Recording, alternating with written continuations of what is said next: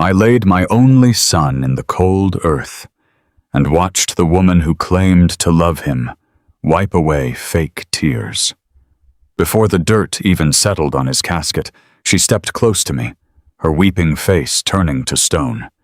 She whispered that the beautiful custom home I spent my life savings and broken back to help him build was now completely hers. "You will have absolutely nothing left," she told me.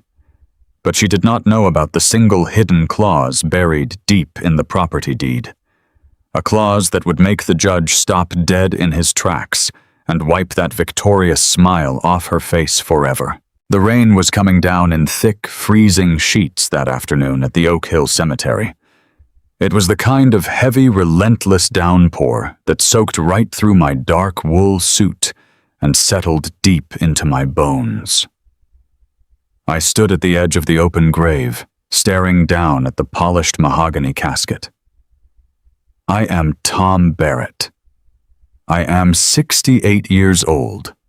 For over 40 years, I worked as a commercial electrician. I spent my life pulling thick copper cables through freezing commercial builds, climbing icy ladders in the dead of winter, and bending heavy conduit until my hands locked up. My back is ruined.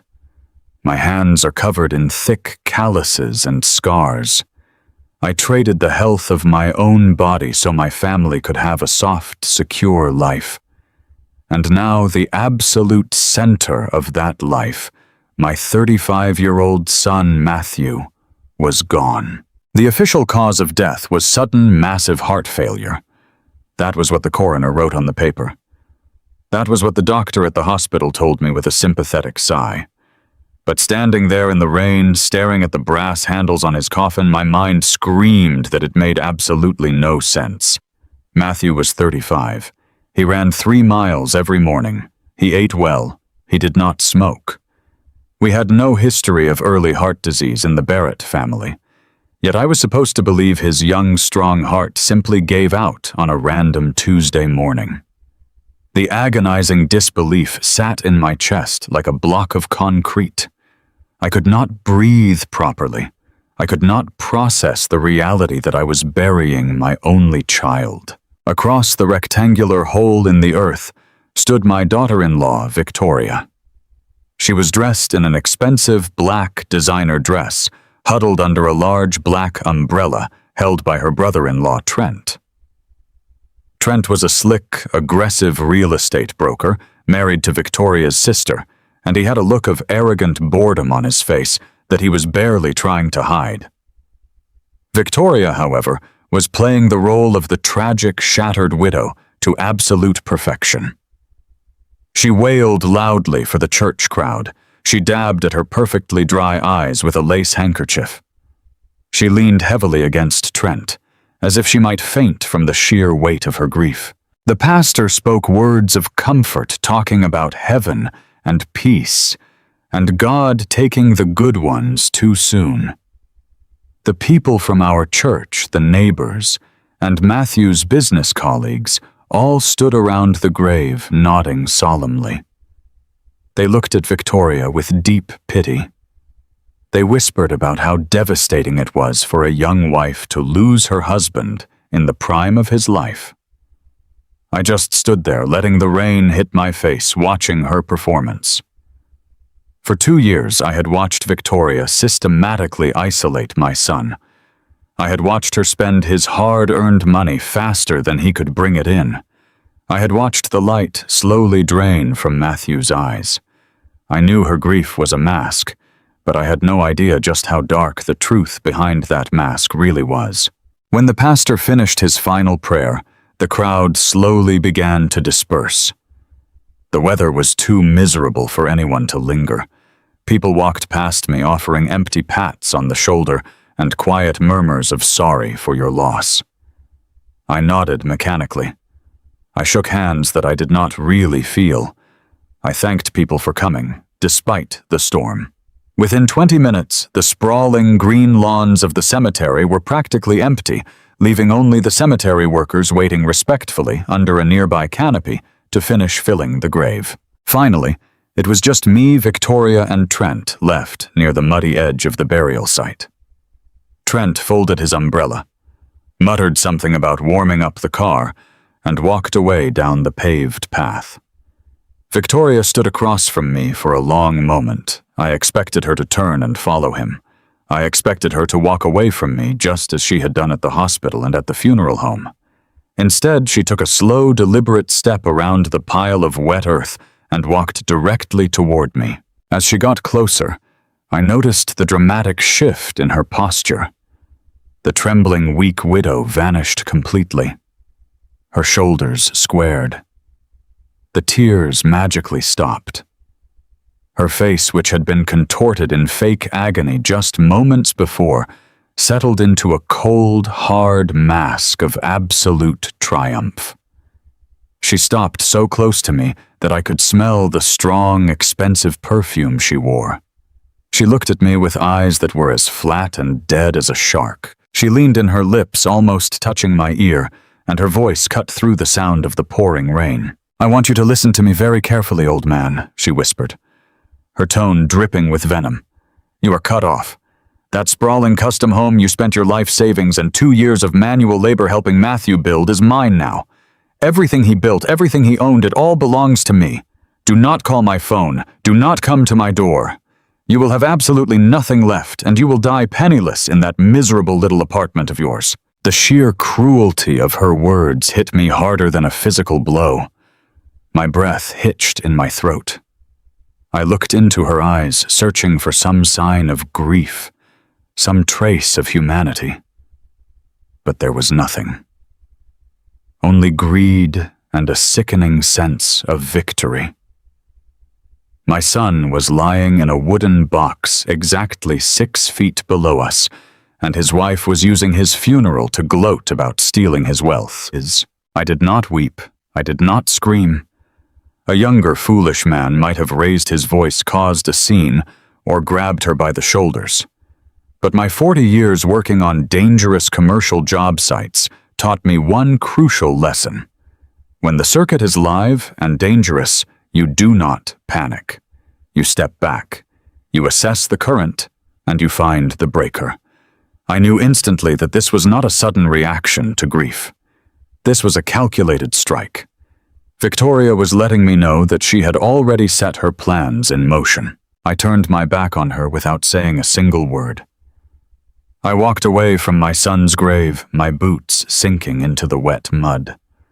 I felt the agonizing pain in my lower back flare up, a physical reminder of the hundreds of hours I spent pulling wire and installing fixtures in the beautiful custom home Matthew and I had built together.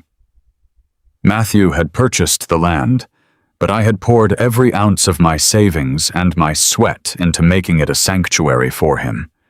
And now she was claiming it as her prize. I got into my old battered work truck and slammed the door. The heater blasted against my frozen hands, but the chill inside my chest would not thaw. My mind raced through the financial realities. I knew Matthew kept a meticulous physical financial ledger. He was old-fashioned that way, a habit he learned from me. He kept a heavy leather-bound ledger hidden in his home office desk, documenting every single business account, every password, and every hidden asset he owned. If Victoria was planning to steal his estate, she would need to liquidate those accounts. I needed to get that ledger before she realized what it was. I threw the truck into gear and drove straight toward the upscale suburban neighborhood where the custom house stood. The rain lashed against my windshield, the wipers squeaking frantically. My hands gripped the steering wheel so tightly my knuckles turned white. The drive took 20 minutes, but it felt like hours. Every mile that passed, the realization settled deeper into my mind. Victoria was too confident. Her threat was too specific. She knew I had contributed to the house, and she was daring me to challenge her. I turned onto the quiet, tree-lined street and pulled up to the sprawling, modern property. The house was a masterpiece of stone and dark wood with massive windows that looked out over a private lake. I had wired every single light, every security camera, and every smart home feature in that building. I knew it better than I knew my own apartment. I parked my truck in the driveway and stepped out into the freezing rain, reaching into my pocket for the heavy brass key Matthew had given me on the day we finished construction. I walked up the wide stone steps to the covered front porch. I slid the key into the heavy oak door and turned it. It did not budge. I frowned, pulling the key out and trying again. The mechanism was completely frozen. I looked closer at the lock. It was completely different. The traditional brass deadbolt I had personally installed had been removed. In its place sat a high-tech digital keypad lock. A glowing red light blinked mockingly at me from the dark screen. Before the reality of the changed locks could fully sink in, I heard the sound of a vehicle pulling up fast behind me. I turned to see a sleek black luxury SUV block my truck in the driveway. The doors opened, and Trent stepped out, followed by two large men wearing dark raincoats and earpieces. Private security. Trent walked up the stone pathway, shielding himself with his large umbrella. He looked up at me standing on the porch, and a smug, aggressive smile spread across his face. He did not look like a man who had just buried his brother-in-law. He looked like a man who had just won the lottery. Looking for a way in. "Tom Trent?" asked smoothly, stopping at the bottom of the porch steps. His two security guards flanked him, crossing their arms. "You are trespassing on private property." "This is my son's house," I said, keeping my voice low and steady despite the trembling rage building in my chest. "I have personal property inside. I am going in to get it." Trent chuckled, shaking his head. "Not anymore, old man. Victoria is the sole executor of the estate, and she has explicitly forbidden you from entering the premises. In fact, we had the locks changed yesterday morning." Yesterday morning. The words echoed in my mind. Matthew had died on Sunday. They had changed the locks to his home less than 24 hours after his heart stopped beating, long before the funeral even took place. They had planned this lockout before my son was even cold. I took a step forward, the calluses on my hands itching to grab Trent by his expensive silk tie. "You think a digital lock and two rented muscle men are going to keep me out of the house I built?" I asked. Trent did not flinch. He reached into the inner pocket of his tailored suit and pulled out a folded legal document. He waved it in the air, the rain immediately dotting the thick white paper. "It is not the lock keeping you out, Tom. It is the law," Trent said, his voice dripping with condescension. "This is an emergency injunction Victoria filed this morning. She stated on the official record that you are mentally unstable, consumed by grief, and pose a physical threat to the estate. If you take one more step toward that door, my security team will detain you, and I will personally call the police to have you arrested for violating a court order." I stared at the damp piece of paper in his hand. The reality of the situation crashed over me like a tidal wave. This was not a simple family dispute over a house. This was a highly coordinated, legally armed assault on my son's legacy and my life. Victoria and Trent had anticipated my every move. They had weaponized the legal system against a grieving father before I even had a chance to mourn. I looked at the two security guards. They were young, built like linebackers, and waiting for an excuse to put their hands on me. I knew that if I fought them, I would end up in the back of a squad car. I would be locked in a holding cell painted as the crazy, violent old man Victoria claimed I was. I would lose the war before I even fired a single shot. I swallowed the bitter taste of defeat, locking eyes with Trent. He smiled, thinking he had broken me. He thought I was just a tired old electrician who would roll over and accept his fate. I did not say another word. I walked slowly down the porch steps, brushing past Trent and his guards. I got back into my truck, started the engine, and backed out of the driveway, leaving them standing victorious in the rain. I drove back to my modest, cramped apartment on the other side of town. The silence inside my truck was deafening. My son was dead. His wife had stolen his home. His financial ledger was locked behind a digital fortress. I had been beaten back by the very law that was supposed to protect the innocent.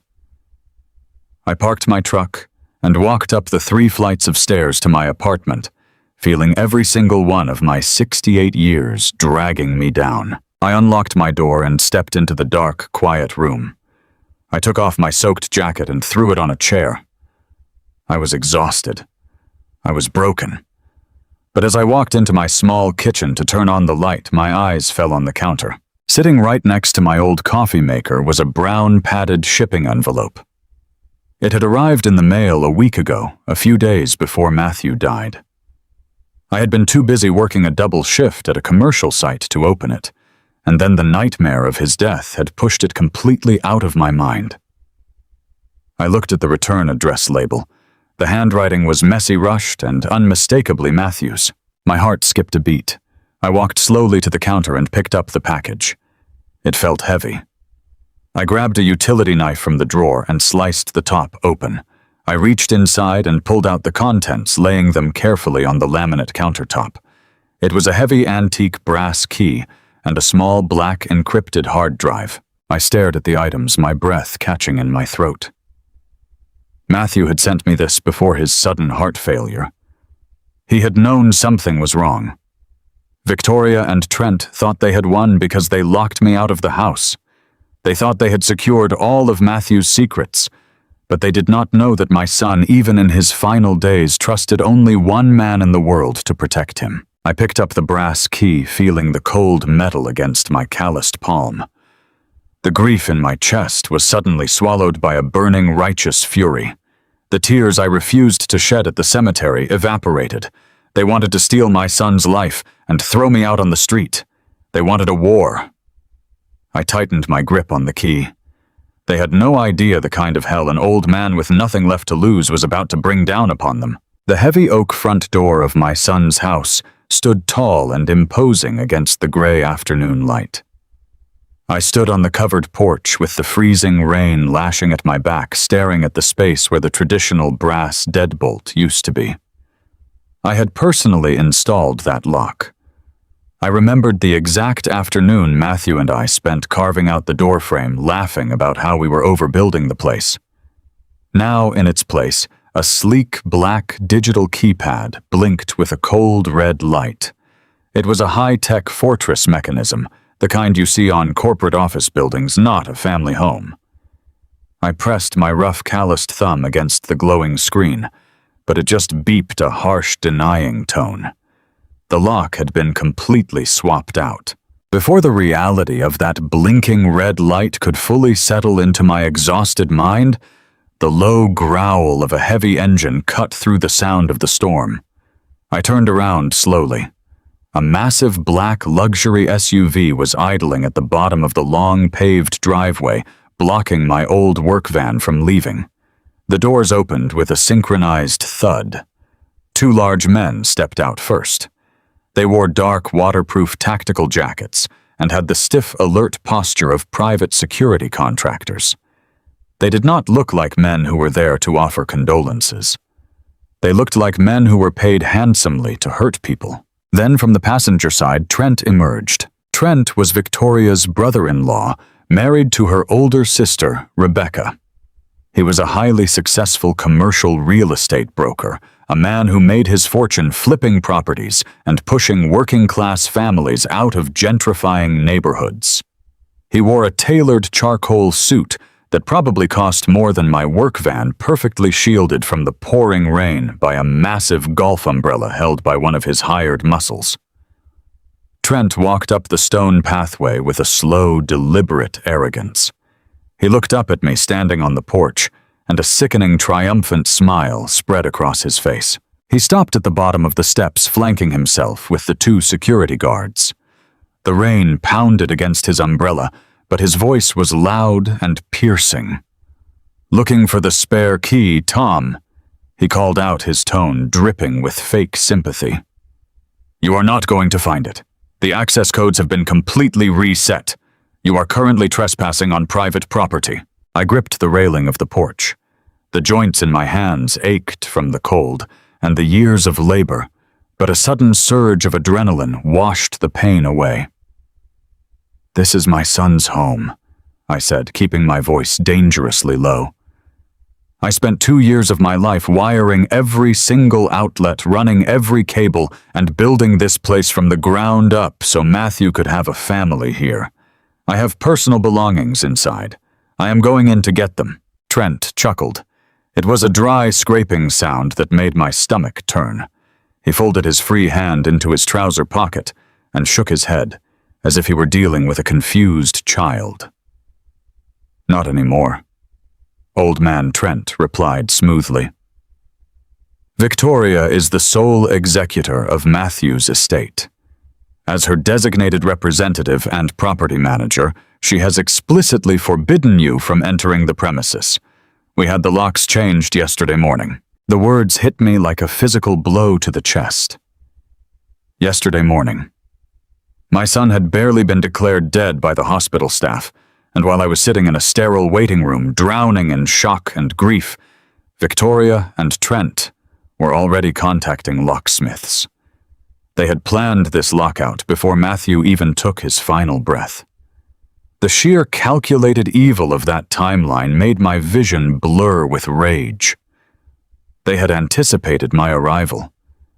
They knew I would come for Matthew's financial ledger, the heavy leather-bound book, where he kept every single record of his business accounts and passwords. "Son, you think a fancy digital lock and 2 rented thugs are going to keep me out of the house I built with my own hands?" I demanded, taking a step down the stairs.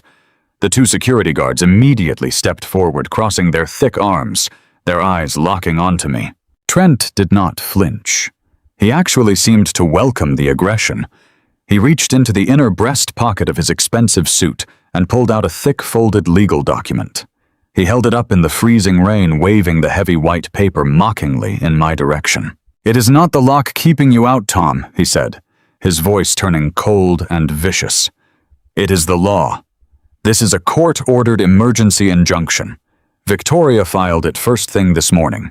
She stated on the official legal record that you are mentally unstable, entirely consumed by irrational grief, and pose a severe physical and emotional threat to the integrity of the estate." I stared at the damp piece of paper in his hand, feeling the absolute weight of the trap they had set. Trent took 1 step closer, pointing a manicured finger at my chest. "If you take 1 more step toward that front door, my security team has full authorization to detain you forcefully, and I will personally dial the police to have you arrested for violating a direct court order. You will be handcuffed, dragged into the back of a squad car, and thrown into a holding cell. We will tell the judge that the violent, estranged father tried to break into the grieving widow's home. How do you think that will look for you, Tom?" My blood burned. Every instinct in my body, every ounce of fatherly protection and righteous anger screamed at me to launch myself off the porch. I wanted to grab Trent by his expensive silk tie, throw him onto the wet pavement, and smash his arrogant face until he begged for mercy. I wanted to tear down the doors of that house and reclaim what belonged to my son. My fists clenched so tightly my fingernails dug into my calloused palms. But I am not a foolish man. 40 years working as a commercial electrician on highly dangerous job sites taught me the most vital lesson of survival. When you are dealing with a live high-voltage wire, you do not just grab it blindly. If you act on pure emotion, the current will kill you instantly. You have to step back. You have to isolate the circuit. You have to find the main breaker panel and shut the entire system down from the source. Trent wanted me to throw a punch. He was begging for it. He wanted me to prove Victoria's lie that I was an unstable, violent threat. If I touched him, I would lose everything. The police would take me away, and Victoria would have absolute, uncontested control over Matthew's entire life and legacy. I took a deep, shuddering breath, forcing the furious heat in my chest to cool into solid, freezing ice. I looked at the 2 security guards analyzing their stance, and then I looked directly into Trent's eyes. I did not scream. I did not curse at him. I simply stared at him with a dead, hollow silence that wiped the arrogant smile right off his face.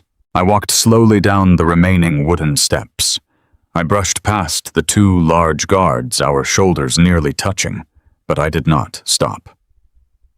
I walked straight through the freezing rain past Trent and climbed into the driver's seat of my battered work van. I started the engine, threw the transmission into reverse, and backed carefully out of the long, winding driveway. I drove away, leaving them standing victorious in the storm, convinced they had completely broken me. The drive back to my side of town was an agonizing blur. The windshield wipers squeaked frantically against the heavy rain, beating a rhythm that echoed the pounding in my head. The heater in the van blasted against my frozen hands, but the deep, biting chill inside my bones would not thaw. I was a 68-year-old man who had just buried his only child, and now I was being systematically erased from my own son's life by the woman who was supposed to love him. I navigated the slick, flooded streets toward the modest working-class neighborhood where I lived. The contrast was devastating. I had spent 2 grueling years helping Matthew construct a sprawling $1 million sanctuary of stone and dark wood overlooking a private lake. Meanwhile, I lived in a cramped 2-bedroom apartment on the 2nd floor of a tired brick building overlooking a noisy intersection. I had never minded my small apartment. I lived simply because I poured all my extra money and energy into Matthew's future. But now, realizing Victoria was sitting in that mansion while attempting to leave me with absolutely nothing, the injustice of it tasted like ash in my mouth. I parked the van in the narrow alley behind my building and trudged up the concrete stairs. My lower back screamed in pain with every step, a permanent souvenir from decades of carrying heavy spools of industrial wire. I unlocked my door and stepped into the dark, silent apartment. The air felt stale and heavy. The silence was deafening. There was no family waiting for me. There was no cheerful phone call from Matthew asking how my day went. There was only the empty echo of a life that had been shattered into 1,000,000 pieces. I took off my soaked wool jacket and draped it over the back of a worn dining chair. I walked into the small kitchen, running a calloused hand over my tired, wet face. Defeated. That was the word Trent had used in his mind. He thought I was just a tired, broken old laborer who would roll over and accept his miserable fate. He thought I was too poor and too exhausted to fight a sophisticated legal war against wealthy real estate elites. But Trent did not understand the kind of men who build this country. We do not quit when the job gets difficult. We assess the structural damage, we grab our tools, and we go to work. I reached up to turn on the small overhead kitchen light. As the yellow bulb flickered to life, it cast a warm glow across the laminate countertop.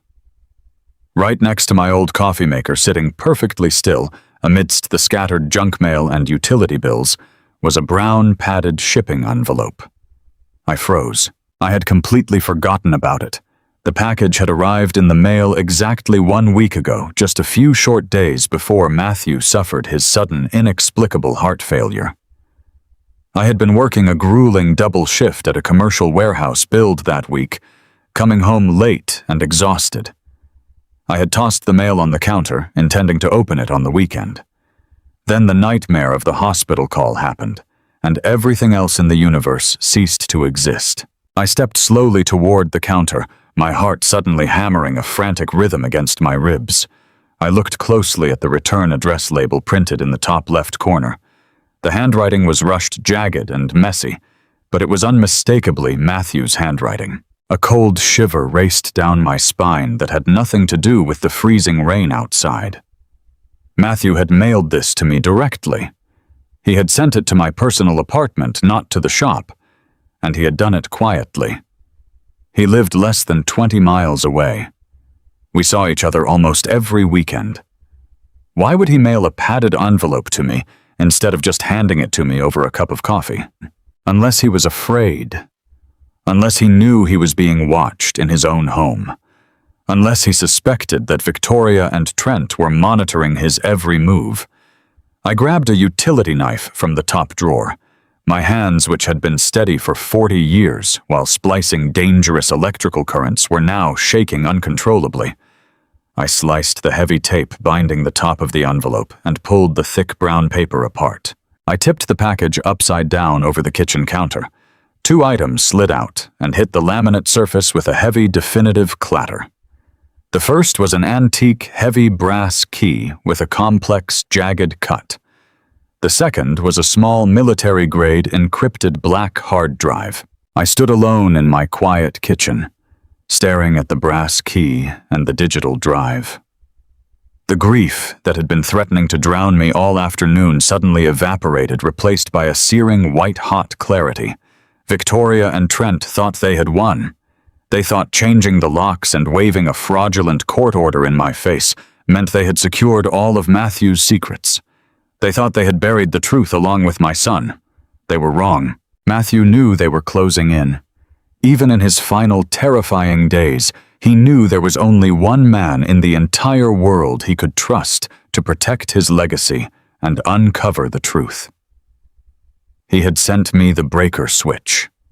He had given me the tools to tear their entire corrupt, greedy empire down to the foundation. I picked up the cold, heavy brass key and clenched it tightly in my fist until the jagged edges bit into my skin. They wanted to steal my son's life. They wanted to throw a grieving father out onto the street. They wanted a war. They were about to get one. I stared at the black hard drive, its matte surface absorbing the dim kitchen light. It was a silent vault, containing the last words of my boy. I did not know what was on that drive yet, and I did not know what lock that heavy brass key belonged to. But I knew my son. Matthew was meticulous. He was brilliant. If he took the desperate measure of sealing these items in a package and trusting the postal service to deliver it away from Victoria's prying eyes, it meant the evidence contained within was explosive enough to cost him his life. Victoria's cruel whisper at the cemetery echoed in my mind again. "You will have absolutely nothing left and you will die penniless." She had been so confident, so absolutely sure of her impenetrable victory. She believed her expensive lawyers and her brother-in-law's rented muscle made her invincible. I walked over to the closet and pulled out my heavy canvas electrician's tool bag. The bag weighed over 50 pounds, filled with wire cutters, voltage meters, heavy wrenches, and the instruments of a man who makes his living fixing what is broken. I dropped the brass key and the encrypted hard drive into the deepest pocket of the canvas bag and zipped it shut with a harsh tearing sound. Victoria and Trent had made a catastrophic miscalculation. They assumed a father's love was a fragile, weeping thing that could be easily swept aside by legal threats and locked doors.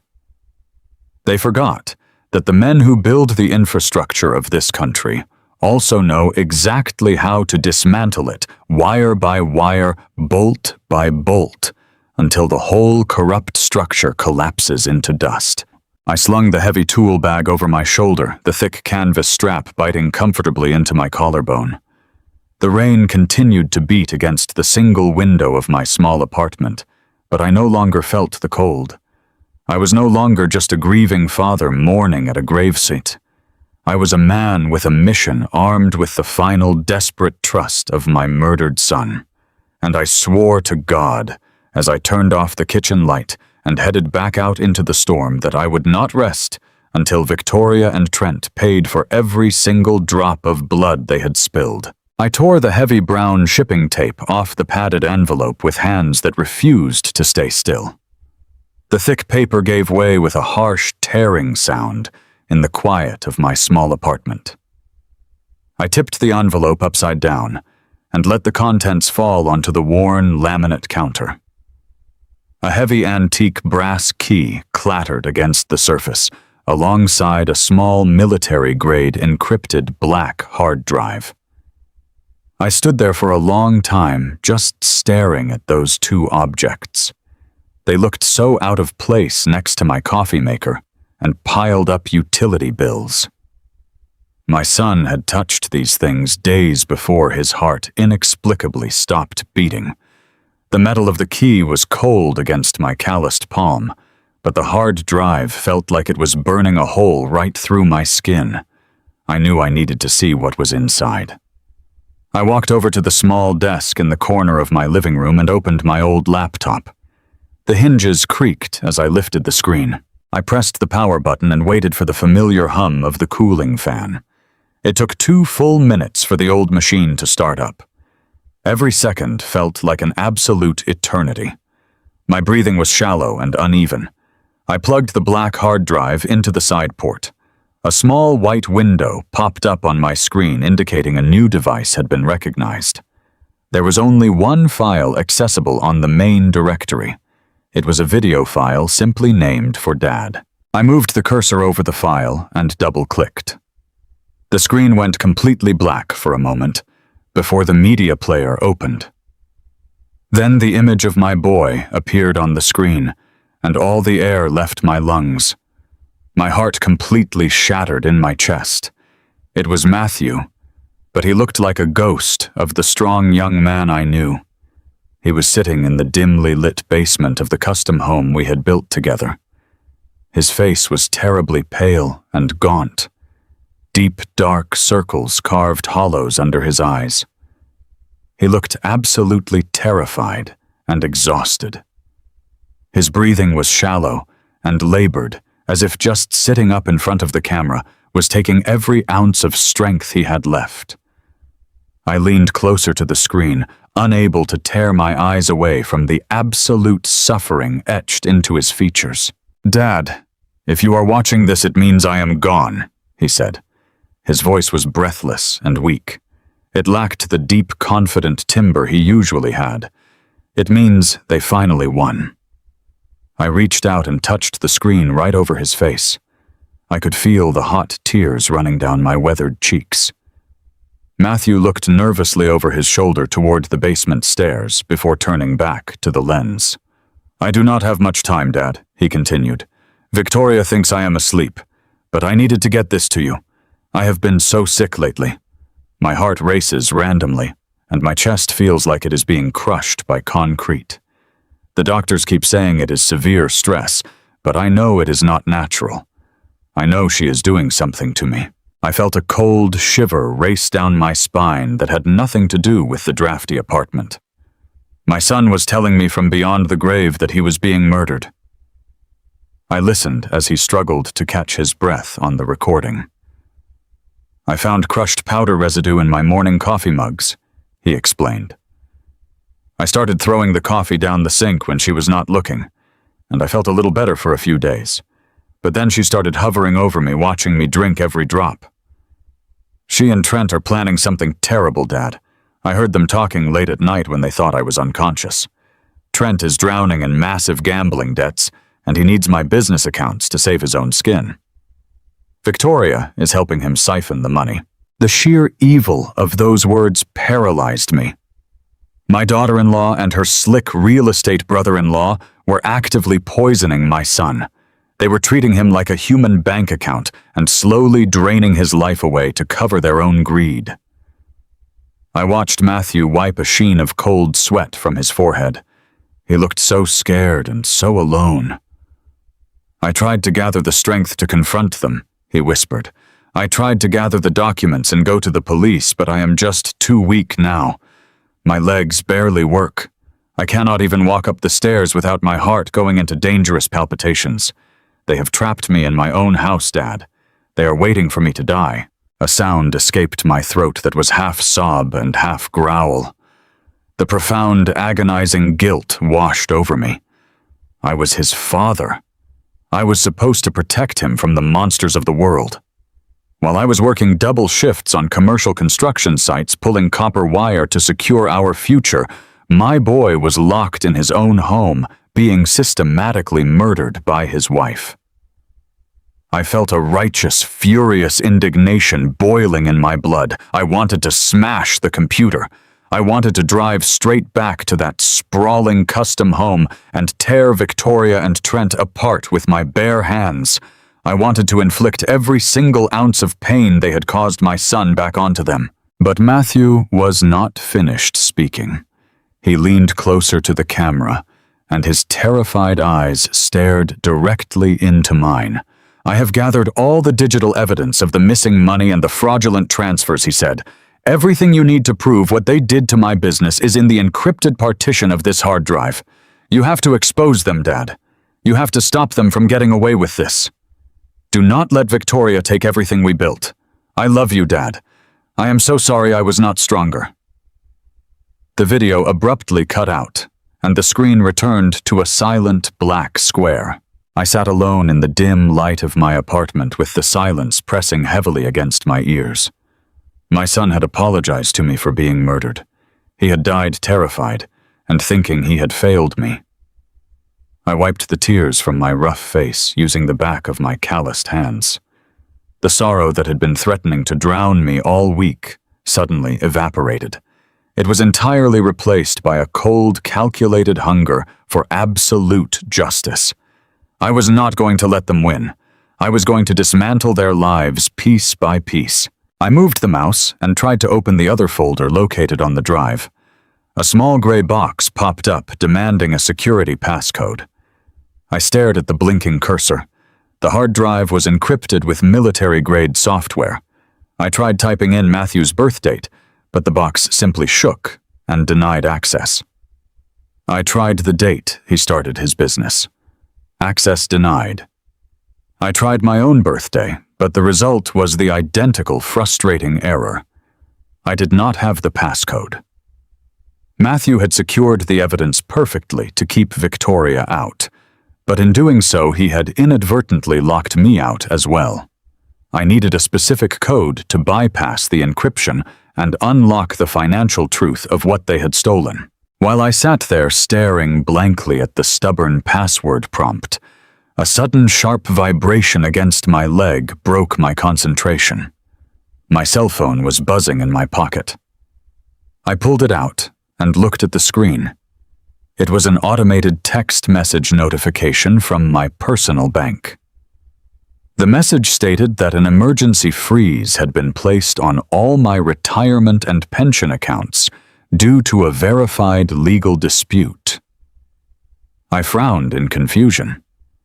I had carefully saved that pension money over 40 grueling years of electrical labor. There was no possible reason for a legal dispute. I immediately opened my banking application on my phone and typed in my credentials. The application loaded slowly, and when the screen finally displayed my accounts, my heart dropped into my stomach. My checking account showed a balance of 0. My savings account was completely locked. My union pension fund displayed a bright red warning banner stating that administrative access had been legally revoked. I felt a sudden wave of panic wash over me. I dialed the emergency customer service number on the back of my debit card. I navigated through the endless automated menus until I finally reached a human representative. I demanded to know why my life savings were entirely frozen without my permission. The representative spoke in a calm, detached voice that only fueled my mounting rage. "Mr. Barrett, we received a legally binding power of attorney document executed by your designated financial guarantor, Victoria Barrett," she explained. "The document claims that you are experiencing severe mental decline due to recent grief and that you pose a serious financial risk to yourself. The court order authorized the immediate freezing of your assets to prevent reckless spending while the estate is settled in probate." I could not speak. The sheer audacity of the lie choked me. Victoria was claiming that Matthew was my sole financial guarantor and that my grief made me insane. I hung up the phone and tossed it onto the couch. The reality of my situation crashed down upon me with crushing force. This was not just a simple family disagreement. This was a highly coordinated, sophisticated two-front war. Victoria and Trent were not satisfied with simply stealing my son's house and his business money. They knew I would eventually come looking for the truth. They were preemptively cutting off my air supply, By freezing my pension and emptying my daily checking account, they were ensuring I had absolutely no resources to fight them. They wanted me destitute, homeless, and completely powerless to hire a lawyer. They wanted the crazy old electrician out on the street so nobody would ever believe his wild stories about a poisoned son. They wanted me broken, but they severely underestimated the man they were dealing with. They assumed that a retired laborer with a bad back would simply collapse under the weight of legal threats and financial ruin. They did not understand that I had spent my entire life working with dangerous high-voltage systems. I knew exactly how to navigate treacherous circuits. I knew that when the main power is cut, you do not sit in the dark and cry. You go grab your tools, and you find a way to bypass the panel. I looked down at the heavy antique brass key sitting next to the laptop, the key that Matthew had mailed to me along with the encrypted drive. It was an old-fashioned physical key. It had deep, jagged cuts and a sturdy, heavy head. It did not belong to the modern custom home we had built. It did not belong to his corporate office building. I picked up the cold brass and rubbed my thumb over the rigid teeth. A sudden memory flashed in my mind. 3 years ago, Matthew and I had been drinking coffee in this very kitchen. He had mentioned renting a small off-the-books storage unit on the industrial side of town. He told me he needed a quiet physical place to store old tax documents and raw banking ledgers away from his digital cloud servers because he liked having a hard copy backup. Victoria never knew about that unit. It was rented under a generic corporate subsidiary name that Trent had no access to. I knew exactly where that brass key belonged. If Matthew had locked the digital evidence behind a passcode, he would absolutely leave a physical breadcrumb trail in that storage unit. That was where the raw, unedited truth lived. That was where I would find the numbers to unlock the drive. I walked over to the hallway closet and opened the heavy wooden door. I reached past my winter coats and grabbed the thick canvas handles of my old commercial electrician tool bag. The bag weighed over 50 pounds. It was filled with heavy pipe wrenches, voltage meters, thick wire cutters, and the solid iron tools of my trade.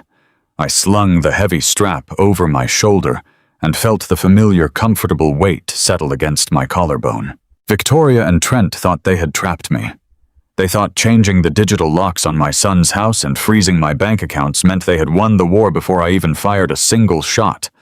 They thought I was just an uneducated, grieving old man they could cast aside into the gutter. But they were about to learn a very harsh lesson about karma and the unstoppable force of a father's righteous fury. I grabbed the brass key and the encrypted black hard drive and slipped them safely into the deep interior pocket of my work jacket.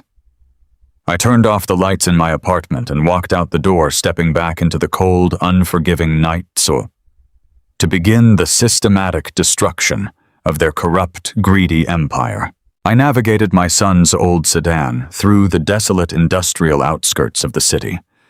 The freezing rain had finally stopped, but the roads remained slick and black, reflecting the harsh orange glow of the streetlights. The heater in the old car rattled softly against the heavy silence of the night. Matthew had kept this old vehicle exactly for moments like this. He used it when he wanted to move around the city unnoticed by the people who constantly monitored his primary car. I gripped the worn leather steering wheel, feeling the residual energy of my boy. He had driven these exact same back roads, trying to hide his movements from his own wife. I turned down a narrow, broken access road and pulled up to a rusted chain-link fence. The off-the-books storage facility was practically abandoned.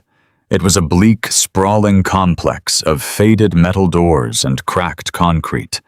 There were no security guards here, and no high-tech digital keypads. Just heavy metal padlocks and quiet isolation. It was exactly the kind of place a desperate man would choose to hide his most dangerous secrets away from the prying eyes of a greedy family. I parked the car in the shadows and grabbed my heavy canvas commercial electrician tool bag from the passenger seat. I walked through the puddles of dirty water until I found unit number 42 at the very end of a dark corridor. The heavy corrugated metal door was secured by a thick iron padlock.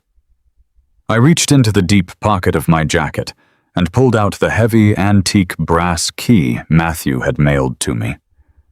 I slid the cold metal into the lock. The mechanism was stiff from the damp weather, but it turned with a loud, definitive click. I grabbed the handle and rolled the heavy metal door upward. The harsh screech of rusted rollers echoed through the empty lot. The smell of stale dust, dry cardboard, and cold concrete hit my face instantly.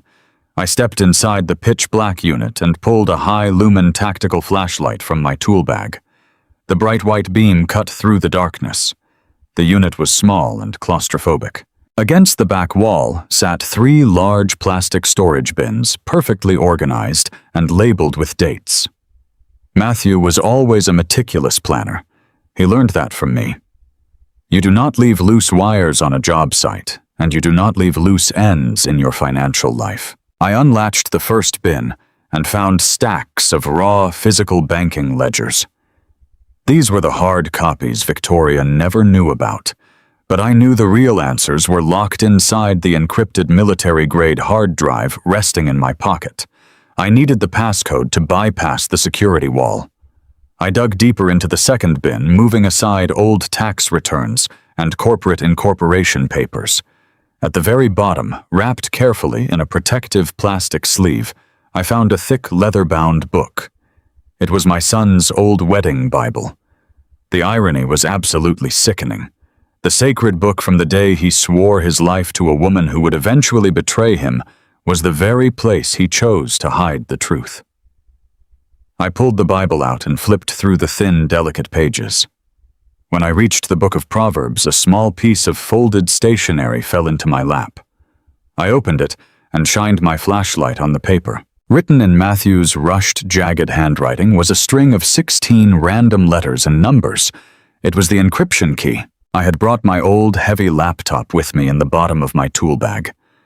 I set it up on top of one of the plastic bins and pressed the power button. The cooling fan whined as the machine slowly booted up in the freezing, damp air of the storage unit. I plugged the black hard drive into the side port and waited for the security prompt to appear on the screen. A small gray box popped up demanding the passcode. My calloused fingers carefully typed the 16 characters from the piece of paper. I hit the enter key and held my breath. The gray box disappeared, and the main directory of the drive opened instantly. I clicked on the master file folder, and the absolute nightmare of my son's final years poured out onto the glowing screen. It was not just a collection of suspicious bank transfers. It was a complete, meticulously documented autopsy of a massive betrayal. Matthew had hired a private forensic investigator months ago. The first folder contained hundreds of intercepted text messages and emails between Victoria and Trent. They were not just conspiring to steal money. They had been carrying on a passionate, secret affair for over 3 years. I read the messages with a sickening knot forming in my stomach. They mocked my son. They laughed about how Matthew was working 80-hour weeks to build his company, while Trent was sleeping in his bed. They called him a gullible fool who cared more about providing for his family than paying attention to what was happening right under his nose. Victoria wrote detailed complaints about having to pretend she cared about her marriage while planning her permanent escape with her wealthy sister's husband. But the second folder revealed a truth that was even more devastating. Trent portrayed himself to the world as a highly successful commercial real estate broker. He wore expensive tailored suits and drove luxury cars. The files proved that his entire life was a fragile illusion built on a mountain of illegal debt. Trent was a degenerate high-stakes gambler. He owed massive sums of money to dangerous offshore syndicates and underground sports books. The debt had spiraled completely out of his control. He was facing total financial ruin and possibly physical violence from his creditors. Victoria had decided to save her lover by sacrificing her husband. The banking ledgers on the drive showed a complex web of fraudulent invoices and dummy corporations. Victoria had used her access as the financial manager of Matthew's company to systematically siphon $800,000 directly into Trent's hidden offshore accounts. She had literally drained the lifeblood of my son's hard work to cover the gambling debts of the man she was sleeping with. Matthew had figured it all out. He had the bank routing numbers, the forged signatures, and the IP addresses of every single illegal transfer. He had compiled the ultimate weapon to destroy them both, but his heart had mysteriously given out before he could take the evidence to the authorities. As I sat there in the dim light of the storage unit, absorbing the sheer magnitude of their calculated evil, a sudden sound broke the dead silence of the night. It was the heavy crunch of tires rolling slowly over the wet gravel outside. A pair of bright, sweeping headlights washed across the rusted metal doors of the corridor. The lights stopped directly outside my unit, casting long, terrifying shadows against the cinder block walls. I quickly closed the laptop, pulled the hard drive from the port, and shoved everything deep into my heavy canvas tool bag. I grabbed the flashlight and stood up just as a sleek black luxury SUV parked diagonally across the narrow access road, completely blocking my only exit. The heavy driver's side door opened, and Trent stepped out into the freezing, damp air. He was alone this time, without his rented private security guards, but he looked furious and dangerous. He wore a dark wool overcoat and expensive leather gloves. He looked at Matthew's old sedan parked nearby, and a cold, predatory smile spread across his arrogant face. He walked slowly toward the open door of my storage unit, blocking the only way out.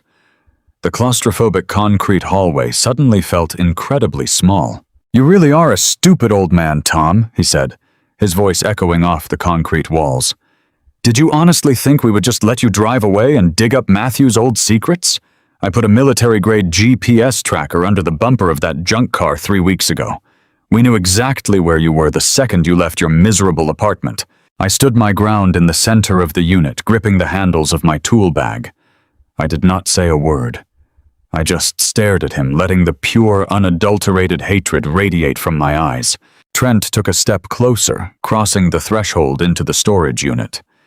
He looked at the open plastic bins and the scattered papers. "Hand over the bag, Tom," he demanded, his tone dropping into a vicious threat. "You are completely out of your depth. You are a retired electrician playing a game against people who own this city. Hand over the drive and the files right now, and maybe I will let you walk back to your sad little life." When I refused to move, Trent laughed. It was a dry, scraping sound that made my blood boil. "You do not understand how this ends, do you?" he sneered, taking another step toward me. "If you do not give me that bag right now, I am going to beat you half to death right here on this dirty floor. And when the police arrive, I am going to tell them that you attacked me in a blind, grief-stricken rage. Victoria already has the emergency injunction declaring you mentally unstable. I have 3 different high-priced doctors on my payroll who will gladly sign the paperwork to have you permanently committed to a psychiatric nursing home." His eyes gleamed with absolute malice as he detailed his plan to erase me from society. "You will spend the rest of your pathetic life heavily medicated, strapped to a bed in a locked ward, while Victoria and I spend every single dime of your son's money. You will rot in a padded room, and nobody will ever believe a single word you say. Give me the bag, old man, before I ruin whatever is left of your life." The physical intimidation was perfectly calculated. He fully expected a 68-year-old retired laborer with a bad back to cower in fear and surrender the evidence.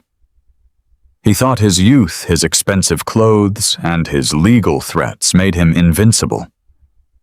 But Trent had never worked a day of hard physical manual labor in his entire life. He did not know the kind of raw, brutal strength it takes to bend steel conduit to pull heavy commercial cables through freezing concrete floors and to carry 50-pound bags of gear up 10 flights of stairs for 40 years. He mistook my silence for fear. He did not realize it was the silence of a man calculating the exact trajectory of his strike. I reached my rough, scarred hand deep into the dark interior of my heavy canvas tool bag.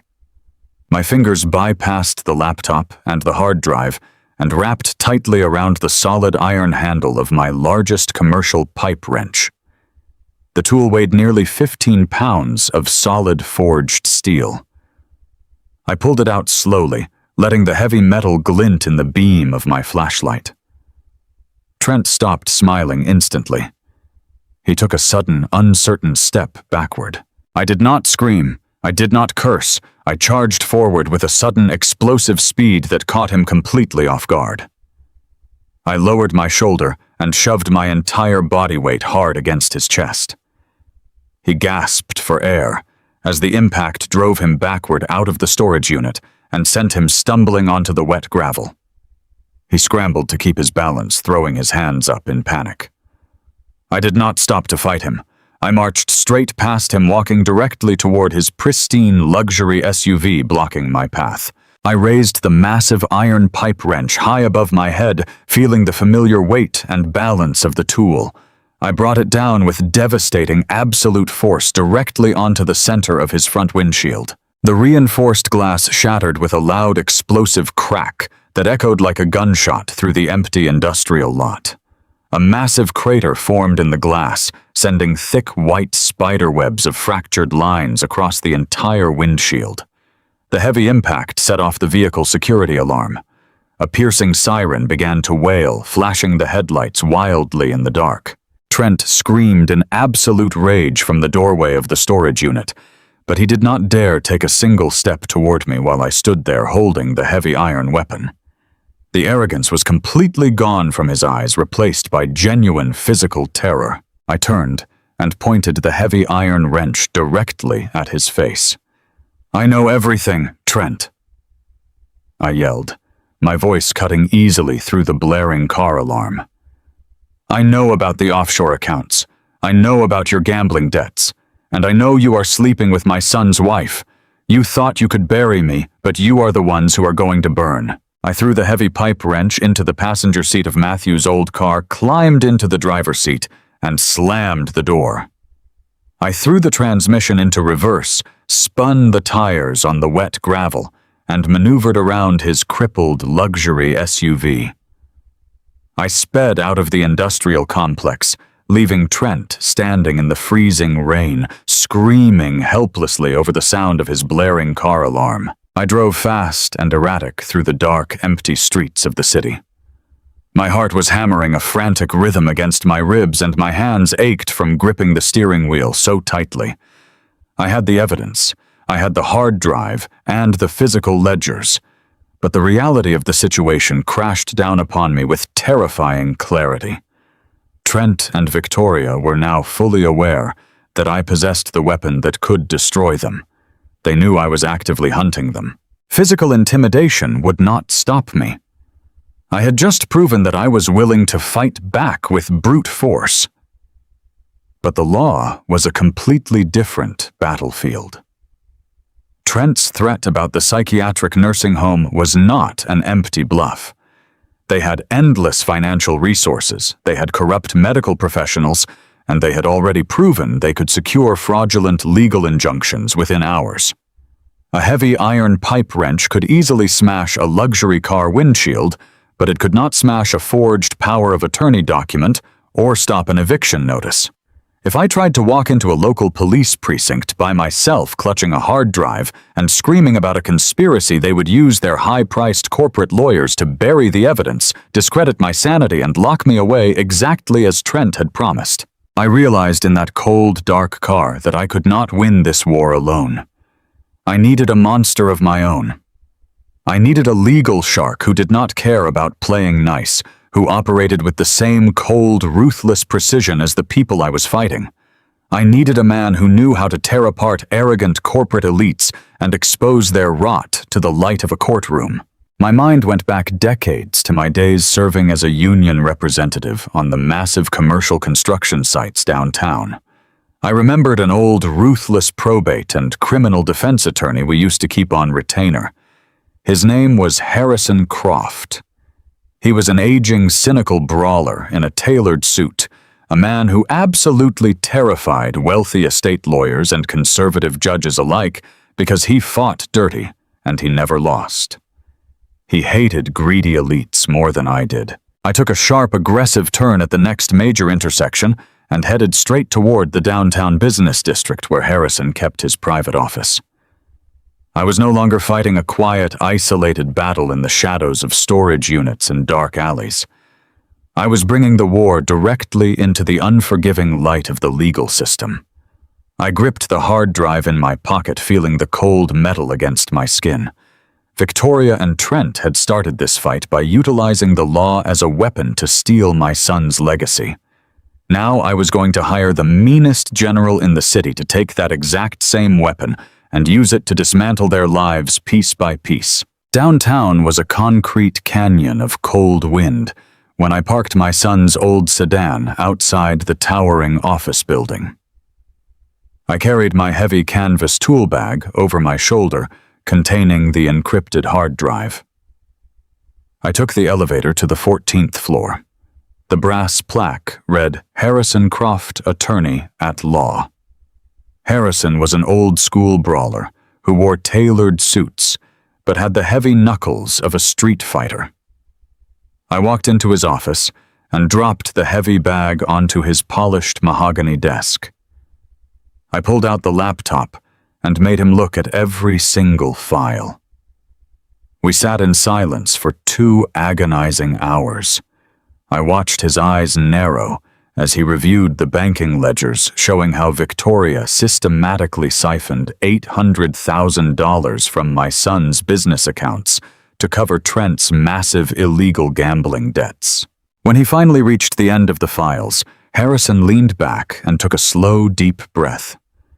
I waited for him to call the district attorney to have them both arrested before the sun went down. But Harrison looked at me with a harsh, grim expression that made my stomach drop.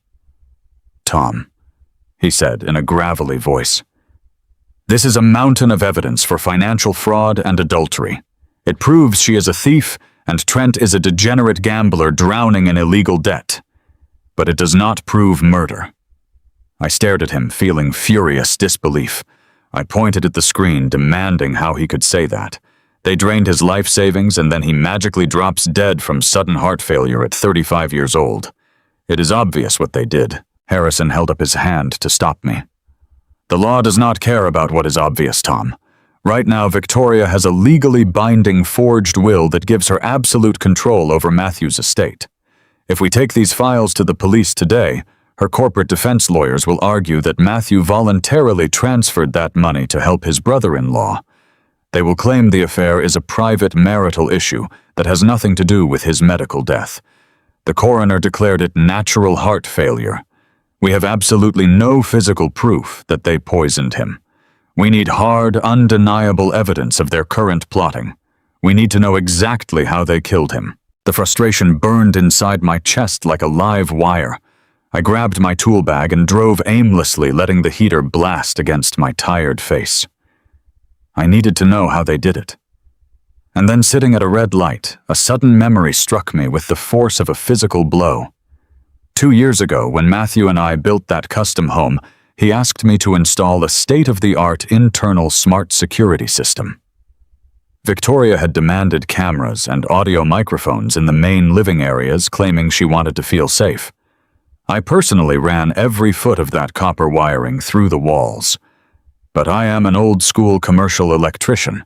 I do not trust digital cloud servers that can be locked out by a simple password change. Victoria had undoubtedly locked me out of the main security application, but she did not know about the ghost in the machine. She did not know that when I wired the basement utility panel, I deliberately hardwired a master administrative bypass switch directly into the main breaker board. If you knew exactly which copper terminals to bridge, you could completely bypass the wireless network and reactivate the internal audio recording microphones directly from the hardwired source. The system would silently power up the surveillance mics without sending a single digital notification to the mobile application Victoria controlled.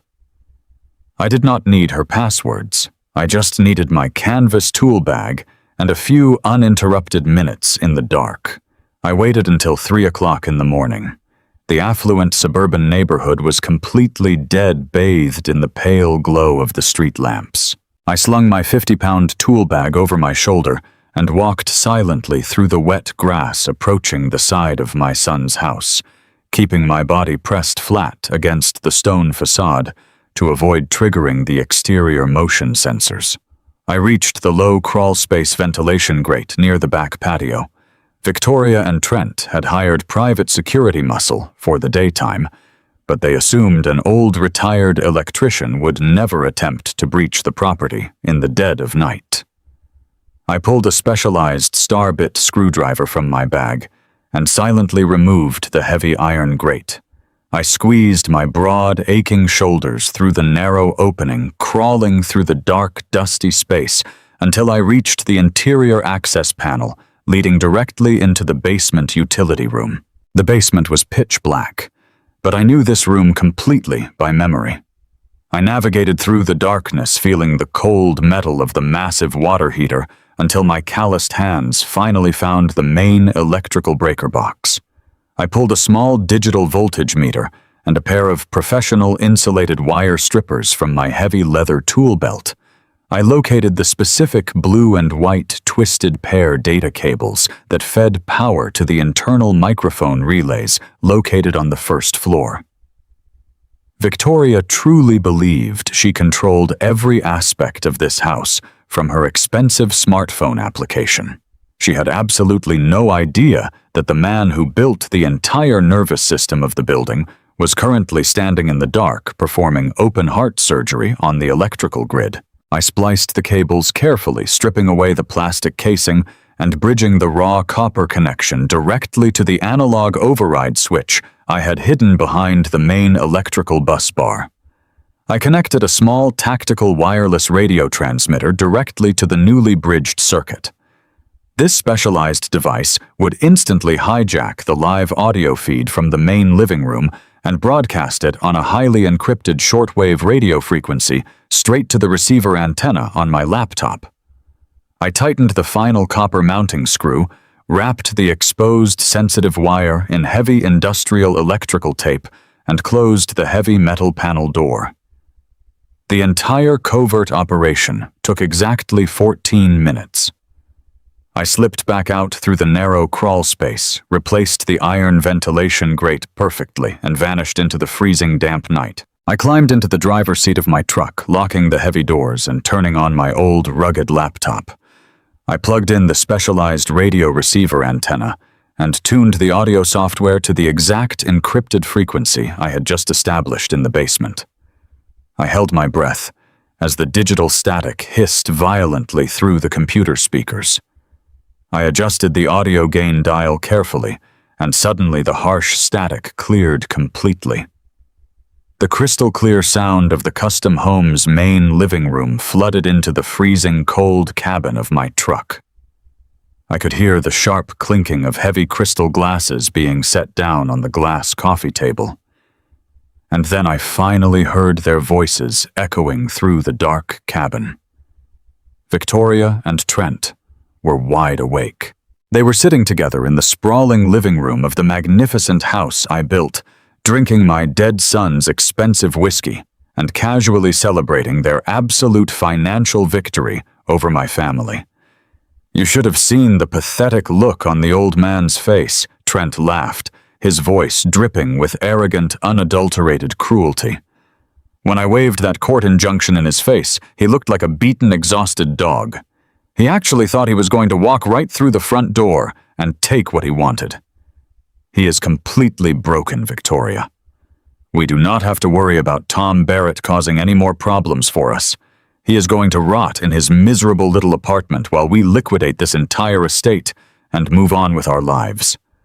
I gripped the worn leather steering wheel so tightly my scarred knuckles turned completely white.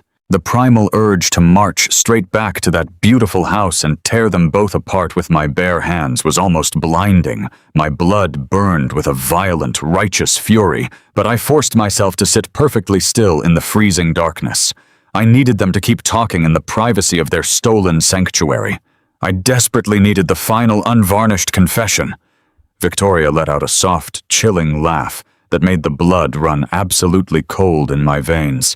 It was almost too easy, she murmured, her voice laced with deep, sickening satisfaction. He worked so incredibly hard to build this beautiful sanctuary for his precious little boy, and now we get to sell the entire property to an anonymous buyer just to cover your ridiculous gambling debts. We are going to walk away with over $1 million clean and entirely washed. But we need to expedite the final probate hearing tomorrow morning, Trent. The sooner we get the deed officially transferred to your hidden corporate account, the sooner we can permanently disappear from this miserable city. We will get it done easily, Trent replied, the crisp sound of fresh ice clinking against his crystal glass, echoing loudly through the computer speakers. Your tearful theatrical performance at the cemetery this afternoon was absolutely flawless, by the way. Nobody suspects a single thing about the missing business money, and the lazy medical examiner signed off on the sudden massive heart failure exactly as our private medical clinic contact promised he would. We are completely in the clear. There was a brief, terrifying pause on the audio feed, and then Victoria finally spoke the horrible words that shattered my entire universe. Of course, he signed off on it, she said, her tone casually dismissing the brutal murder of an innocent human being. The daily dosage was absolutely perfect, crushing his new heart medication and secretly mixing it into his morning dark roast coffee every single day for an entire month was tedious.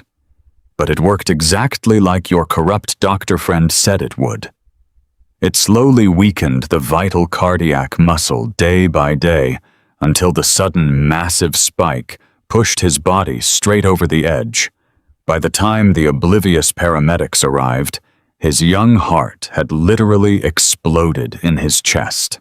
There was absolutely no chemical trace of foul play left in his bloodstream. We executed the entire plan flawlessly. I sat alone in the freezing darkness of my work truck with hot, agonizing tears streaming relentlessly down my weathered face. My beautiful, strong son had been slowly, meticulously poisoned to death by the very woman he loved and trusted with his life. She had smiled at him, kissed his warm cheek, and handed him a poisoned cup of coffee every single morning while he was getting ready to go to work to provide a luxurious life for her. The sheer, calculated, psychopathic evil of their actions was far beyond anything I had ever imagined possible. I hit the master save button on the recording software, securing the digital audio file onto the encrypted hard drive. I finally had the definitive, unshakable proof. I had the confession. As soon as the sun came up, I drove my truck straight back downtown to Harrison Croft's private law office. I practically kicked his heavy wooden door open, dropping the rugged laptop directly onto his polished desk, and playing the intercepted audio recording at maximum volume. I paced aggressively around the room with pure adrenaline pumping violently through my veins, while Harrison sat in silence listening to Victoria coldly describe crushing the lethal heart medication into Matthew's morning coffee. I waited anxiously for Harrison to immediately call the city police chief and demand a heavily armed SWAT team raid the property before noon. But Harrison did not smile. He did not celebrate our massive breakthrough.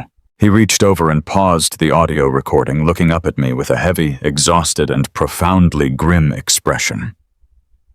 "Tom," he said, his voice completely devoid of any righteous triumph or vindication. "This audio recording is absolutely horrifying. It tells us exactly how those greedy monsters murdered your innocent son. but it is legally and technically completely worthless in a court of law." I stared at him, feeling the solid ground drop completely out from under my heavy work boots.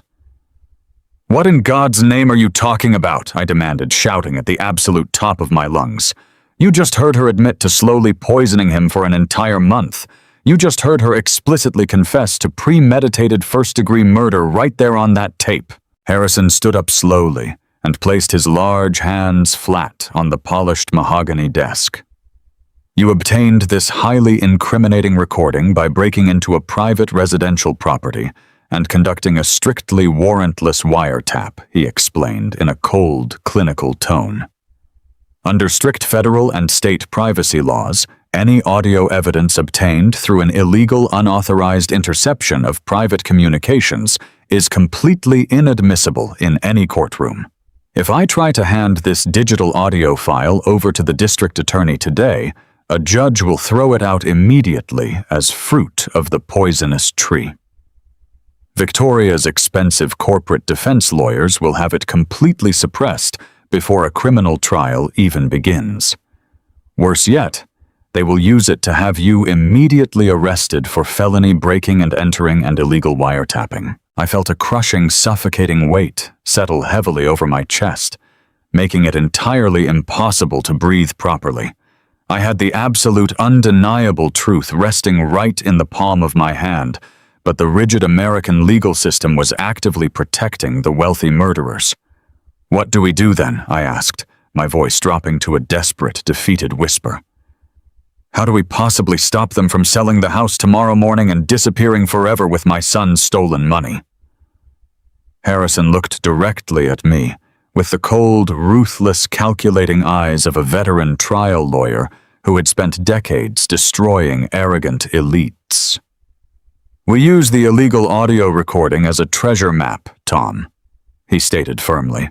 "We absolutely cannot play this tape in front of a judge or a jury, but the tape just told us exactly what we need to look for in the real world.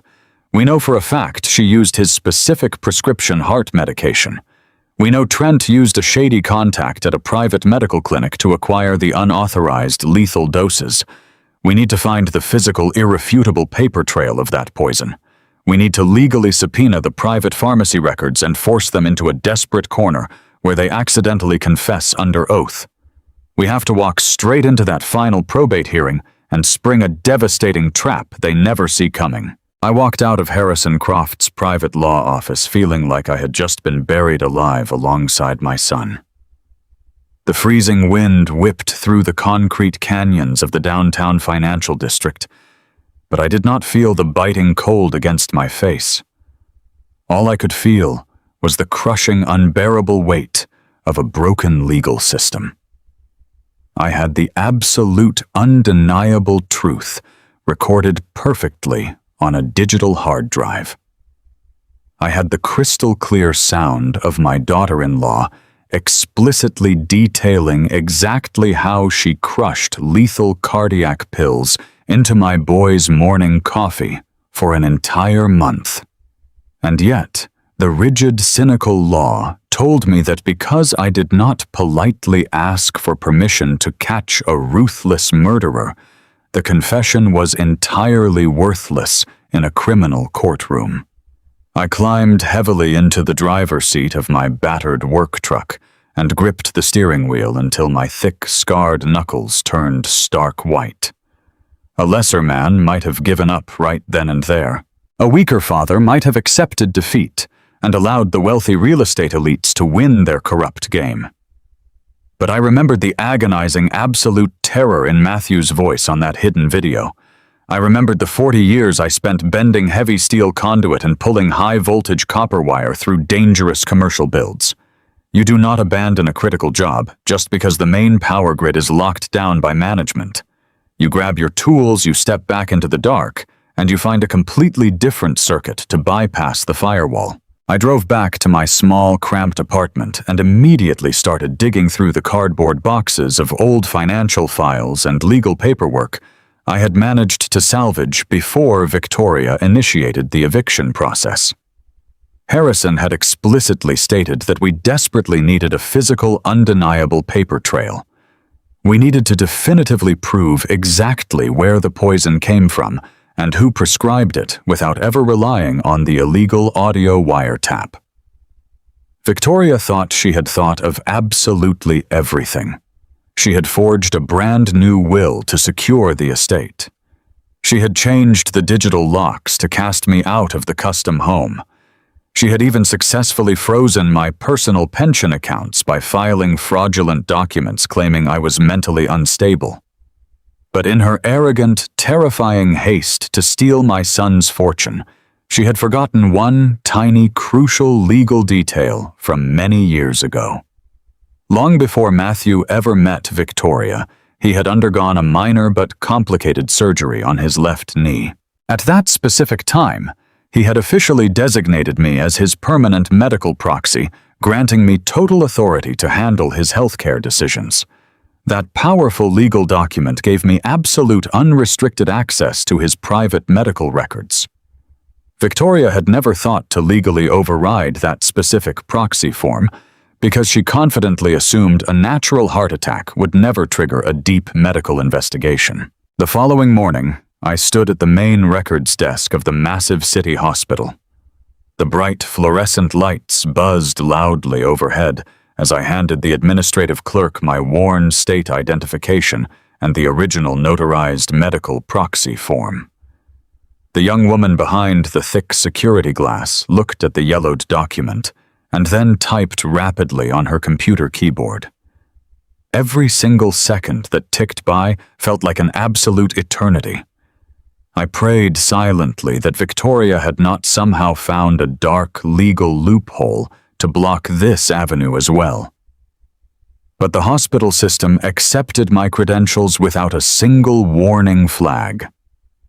I aggressively requested every single pharmacy log, prescription history, doctor evaluation, and blood test result from the last 12 months of Matthew's life. The clerk printed out a massive, thick stack of papers and handed them to me in a heavy, sealed manila envelope. I clutched that envelope to my chest like a lifeline holding onto a sinking ship. I walked rapidly out of the hospital doors and sat heavily on a cold concrete bench in the parking lot, tearing open the flap with trembling hands. I began reading through the complex medical terminology line by line, searching for the bullet that killed my boy. I am not a trained medical doctor, but I know exactly how to read a complex schematic.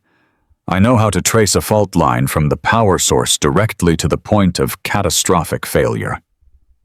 I carefully reviewed the standard daily prescriptions issued by Matthew's primary legitimate cardiologist.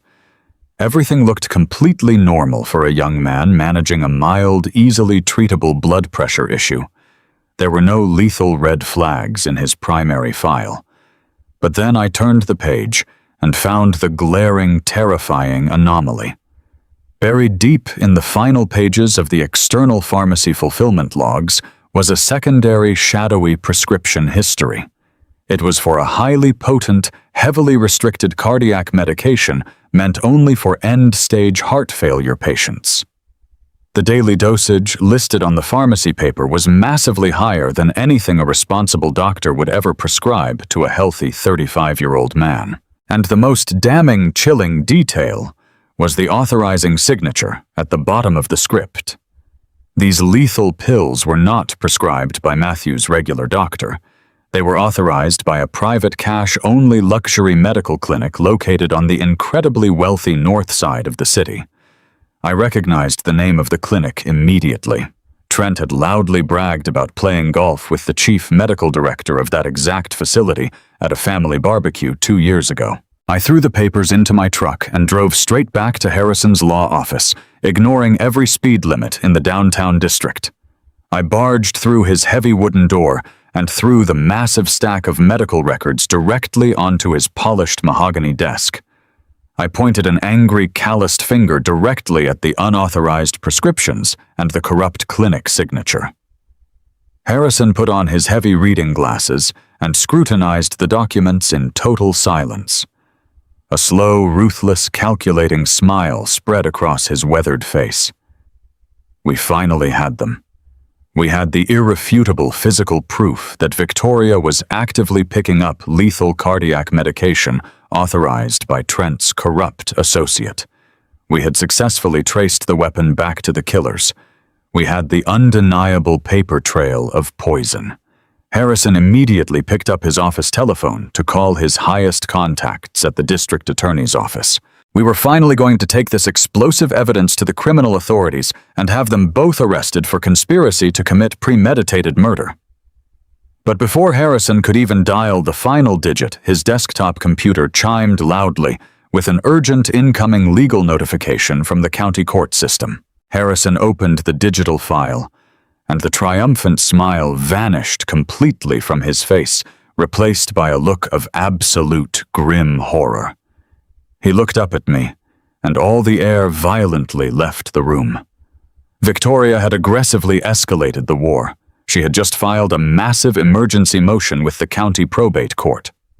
Utilizing her forged will and her fraudulent, unchallenged status as the sole executor of the estate, she was requesting an expedited hearing to immediately sell the sprawling custom home I had spent my life savings building for my son. She falsely claimed to the court that the extreme financial burden of maintaining the large empty property was far too much for a grieving, traumatized widow to bear. But the specific details of the proposed sale were absolutely terrifying. She was not putting the house on the open real estate market where it would sit for months. She had arranged a private, immediate, all-cash sale to a completely anonymous limited liability company for $1.5 million. I did not need a law degree to understand exactly what was happening. Harrison confirmed my darkest, most furious suspicion. The anonymous company purchasing the home was undoubtedly a shell corporation secretly owned and operated by Trent. If the probate judge approved this expedited private sale, Victoria and Trent would achieve total, absolute, unassailable victory. By legally transferring the physical property to Trent's anonymous company, they would successfully and permanently launder the $800,000 they had stolen from Matthew's business accounts. The stolen money would be completely washed clean through the legitimate real estate transaction, making it virtually impossible for federal financial auditors to ever trace the original theft. But the devastating financial laundering was only half of the nightmare scenario. The custom home was the actual physical scene of the murder. It was the exact place where Victoria systematically crushed the lethal pills into his dark roast coffee every single morning while smiling at him. If they legally secured the property under the corporate name, they would immediately hire a demolition crew to completely gut the interior. They would violently tear out the kitchen, the plumbing, the trash disposal systems, and the floors. They would completely erase any microscopic chemical trace of the poison or the crushed pill residue. They were going to legally bulldoze the entire crime scene and comfortably walk away with over $1 million in clean, untraceable cash. The panic rose in my throat like burning acid. I asked Harrison in a desperate, breathless voice exactly how much time we had to stop the transaction from being finalized. He pointed a shaking finger to the digital timestamp on the court filing. The expedited probate hearing was scheduled for Friday morning. We had less than 48 hours. 48 hours to stop a highly sophisticated real estate laundering scheme orchestrated by ruthless corporate elites. I demanded, shouting at the top of my lungs, that we take the pharmacy record straight to the police precinct right that very second. But Harrison shook his head with grim, crushing finality. The wheels of the criminal justice system move far too slowly, Tom, he explained, his voice heavy with defeat. If we hand these complex medical logs to a homicide detective today, it will take them weeks to secure a warrant to raid that corrupt clinic. It will take months of investigation to build a solid prosecutable murder case. By the time the police are finally ready to knock on her front door, the house will be completely sold. The physical evidence will be permanently destroyed, and Victoria and Trent will be living comfortably in a luxury villa in a foreign country without an extradition treaty. I sank heavily into the thick leather chair in his office, feeling a profound, agonizing desperation wash over my entire body. The law was a rigid, clumsy, mechanical beast that actively protected the wealthy and relentlessly punished the righteous.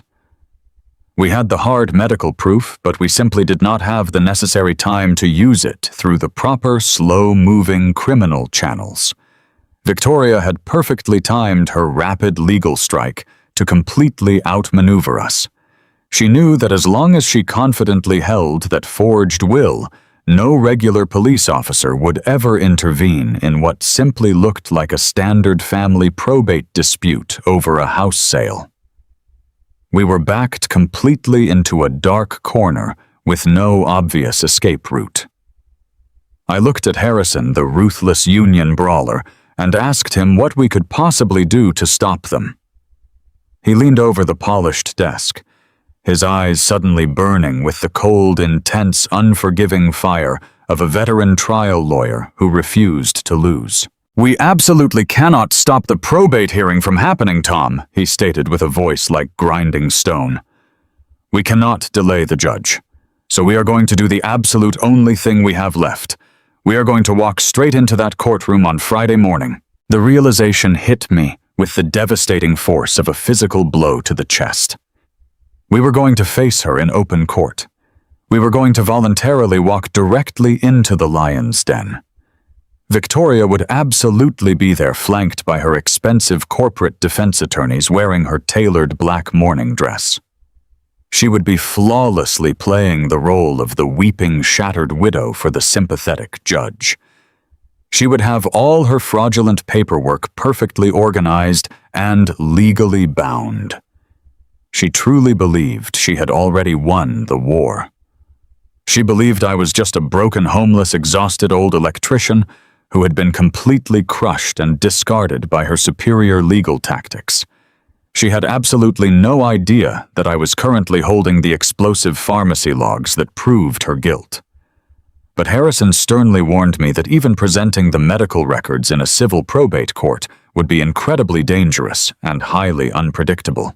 The probate judge was only there to quietly decide the financial fate of the house, not to conduct a complex murder trial. If we played our hand wrong, if we showed too much anger, the judge would simply dismiss our claims as the irrational ravings of a grieving, bitter father, and immediately grant Victoria the right to sell the property. We had to spring the trap perfectly without a single mistake. We needed to ruthlessly force Victoria into a tight corner where her own boundless arrogance would ultimately betray her under oath. I spent the next 2 days living completely in my old battered work van, parked deep in dark industrial alleys, reading over every single page of the medical files until the complex words were burned permanently into my memory. I ate cold canned soup in the dark and drank stale, warm water from plastic bottles. The physical toll on my 68-year-old body was immense and agonizing. My ruined back screamed with constant sharp pain from sleeping across the front seats, and my calloused hands shook uncontrollably from the total lack of proper rest. But the righteous, furious, blazing fire burning deep in my soul kept me moving forward, pushing through the exhaustion.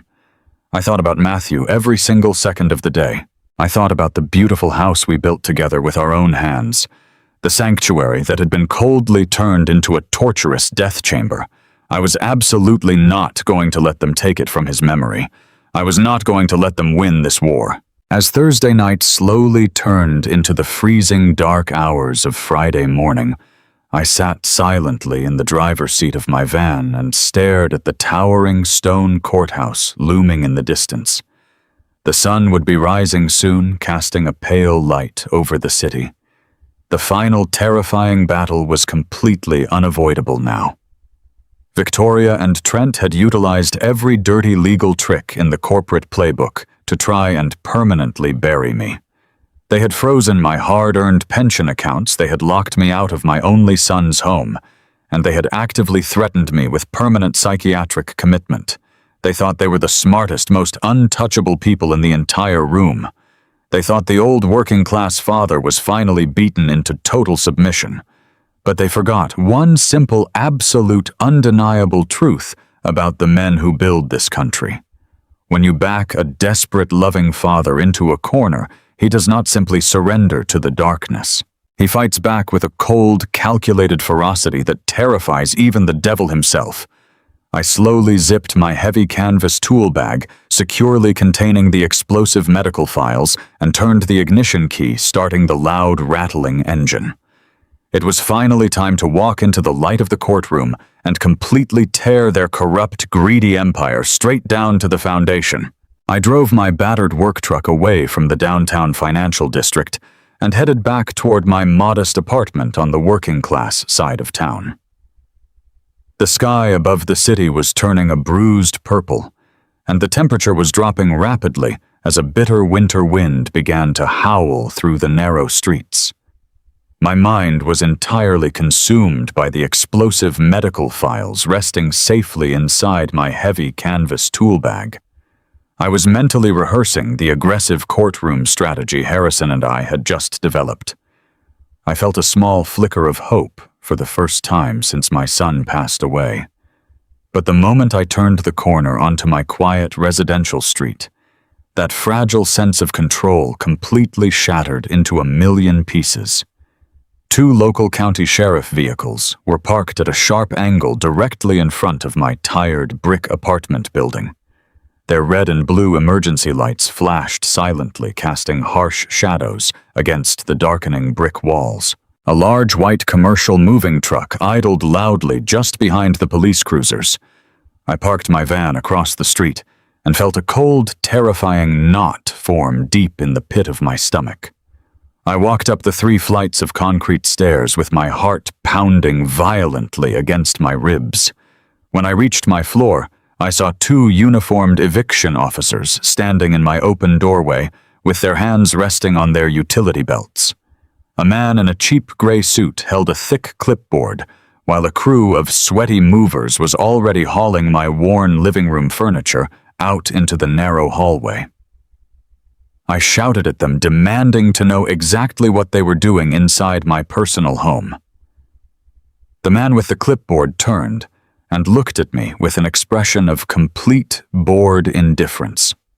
He asked if my name was Tom Barrett. When I confirmed my identity, he reached out and handed me a thick stack of stapled legal documents. He explained in a monotone voice that a financial default judgment had been officially executed against my property and my lease. I looked down at the damp papers, and the sheer calculated malice of Victoria's plan hit me like a physical blow to the chest. She had not just frozen my retirement pension accounts. She had utilized the forged power of attorney, claiming I was mentally incompetent to completely drain the checking account linked to my monthly rent payments. She had actively and deliberately triggered a massive financial default on my lease. Because she held the fraudulent legal authority over my finances, she had approved an expedited emergency eviction process on my behalf.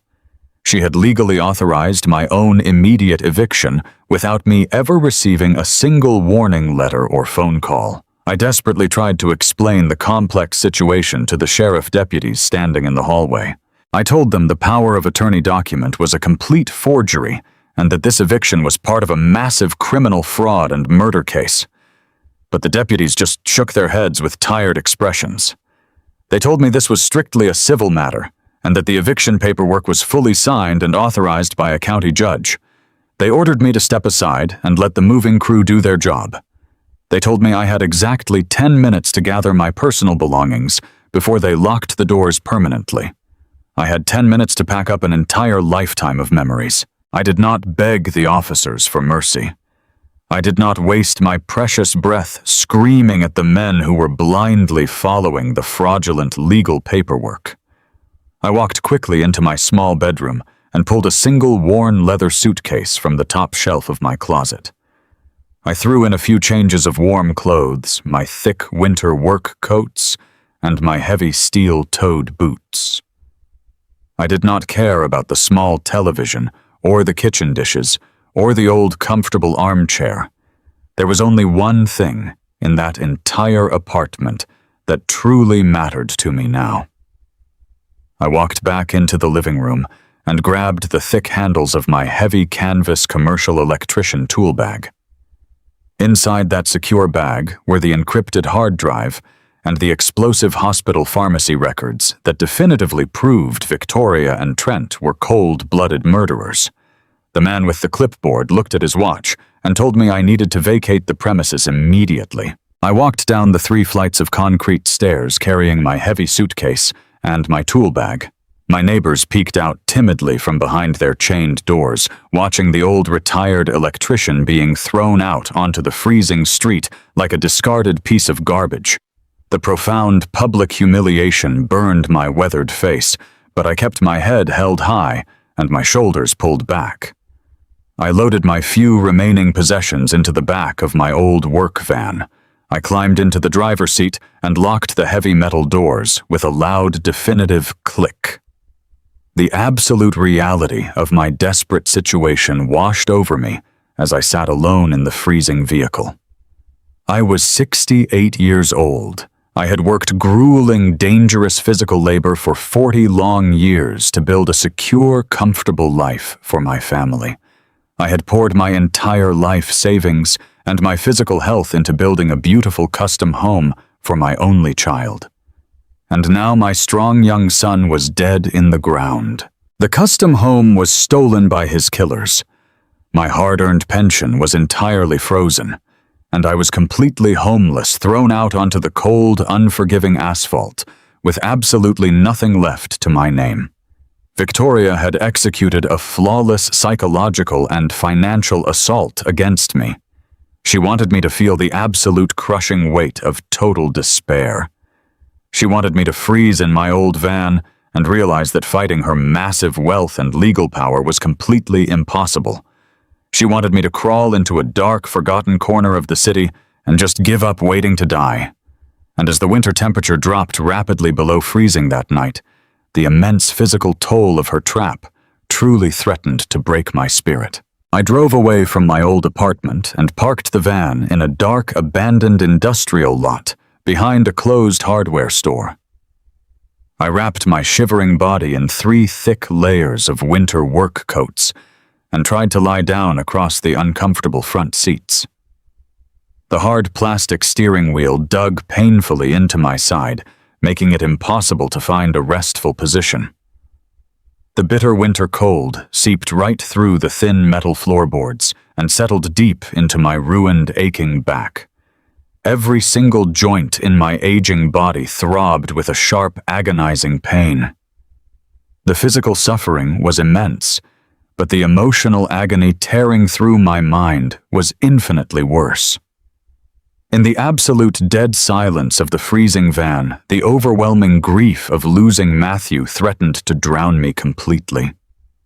I closed my tired eyes and saw his smiling face from when he was a little boy helping me sort copper wires in the garage. I remembered the deep, confident sound of his laugh when we finally finished framing the roof of his beautiful custom house. The hot tears flowed freely down my weathered face and froze against my skin before they even reached my chin. I was so incredibly cold and so profoundly tired. The urge to simply close my eyes and let the freezing darkness take me away from the pain was incredibly strong. I felt like a hollow shell of a man entirely beaten down by a corrupt and cruel world that rewarded greed and punished honest labor. But every single time I felt the dangerous urge to simply surrender to the cold, the memory of Victoria standing at the cemetery flashed brightly in my mind. I remembered her leaning in close to my ear and whispering with absolute venom that I would die penniless and alone. I remembered the intercepted audio recording of her casually laughing with Trent about how tedious it was to crush the lethal cardiac pills into my son's morning coffee. The profound, heavy sorrow in my chest was suddenly and violently swallowed by a blazing, white-hot fury. The righteous anger became a pure physical force pumping through my veins. It warmed my freezing blood and gave me the vital strength to push through the agonizing pain in my spine.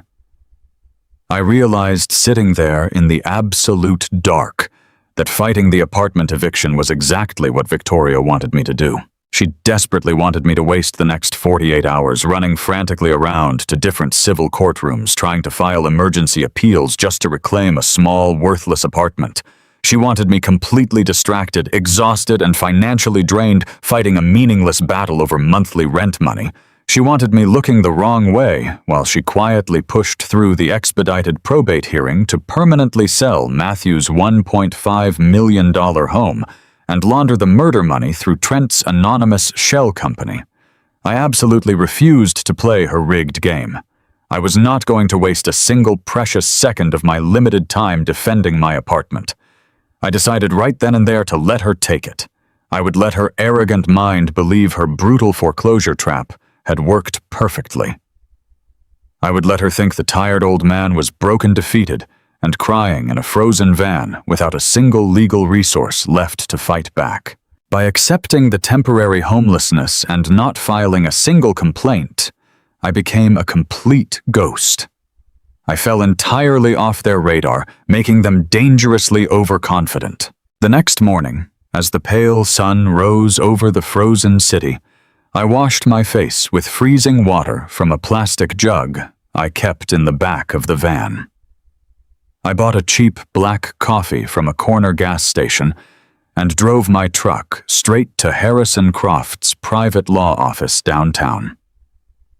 I walked through his heavy wooden doors, carrying my thick canvas tool bag, looking exactly like a man who had just crawled out of a shallow grave.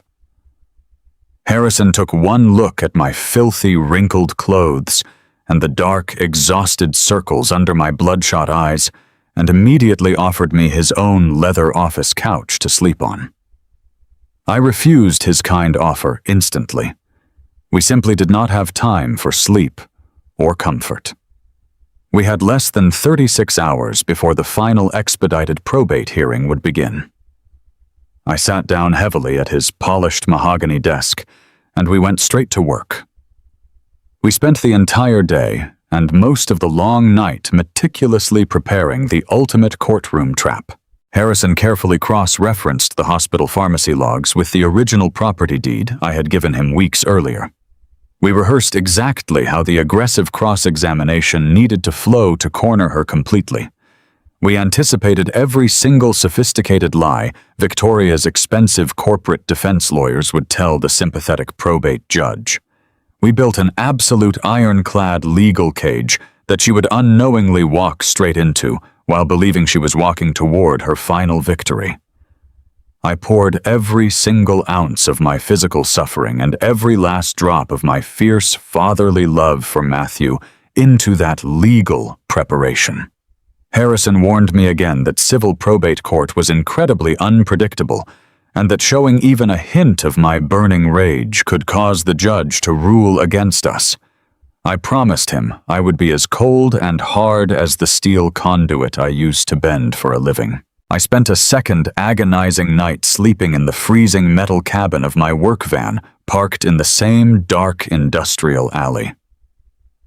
The biting cold was even more brutal than the first night, but my mind was incredibly sharp and totally focused.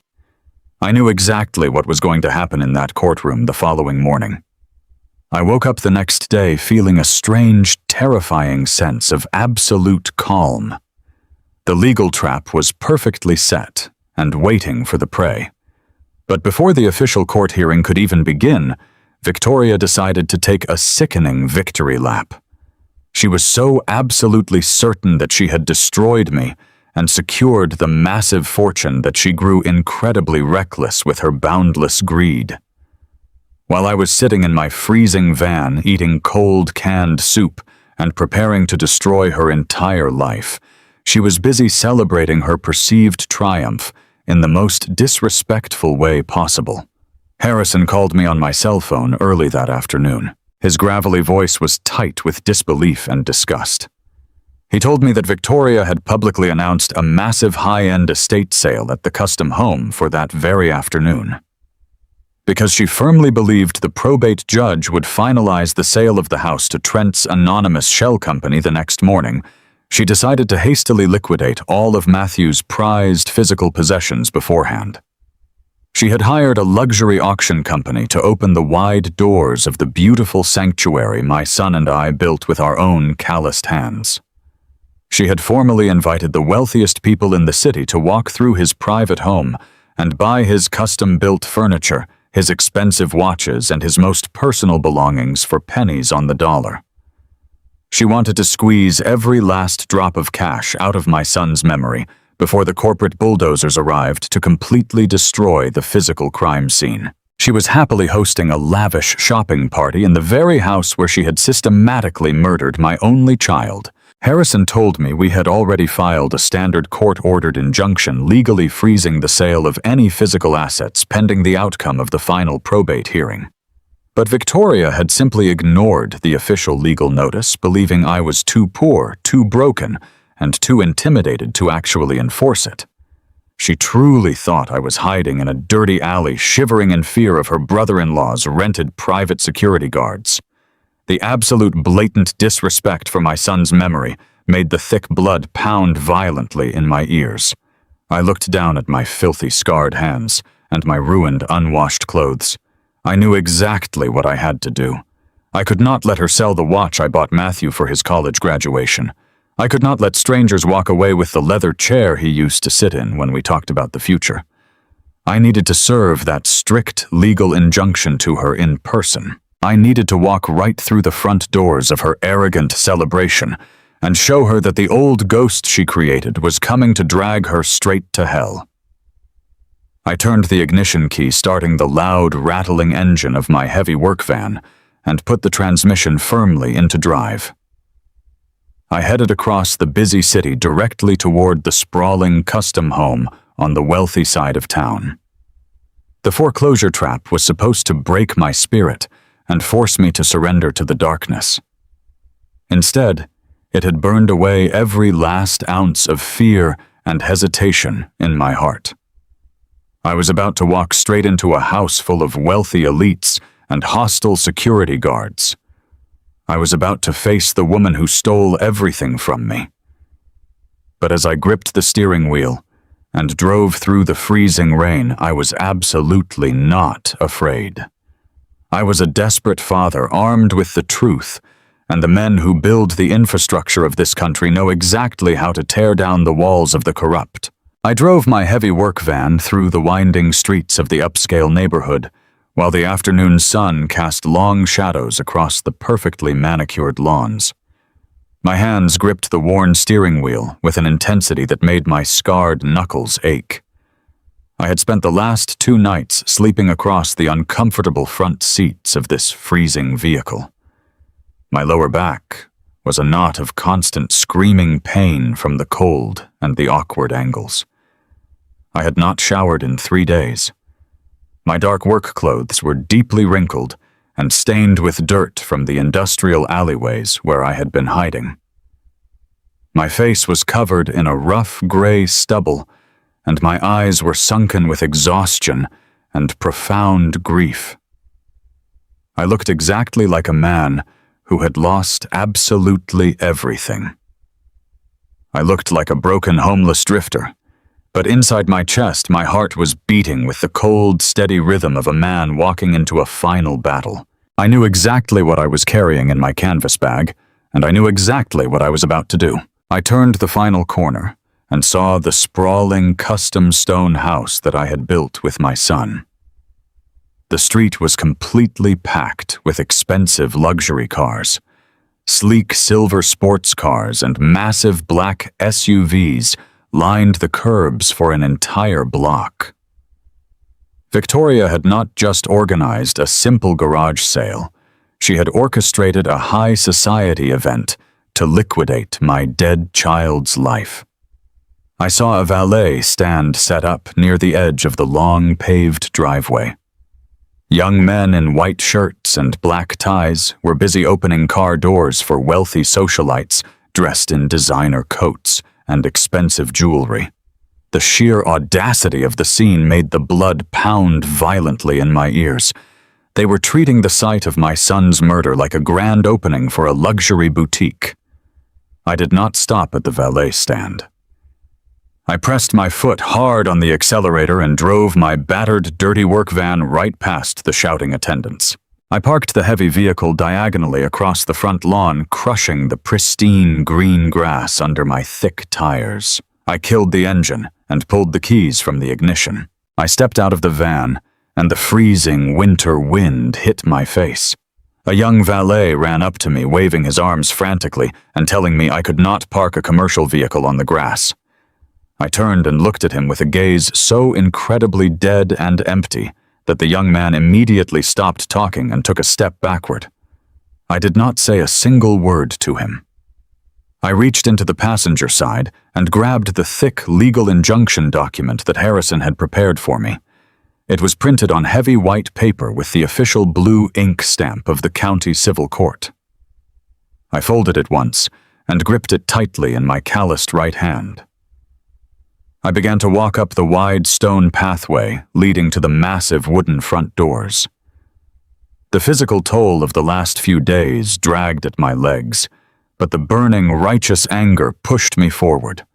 I climbed the porch steps where I had once stood laughing with Matthew and stepped right through the open double doors into the grand foyer.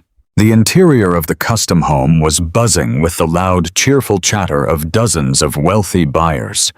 Soft classical music played from the hidden smart speakers that I had personally wired into the ceiling.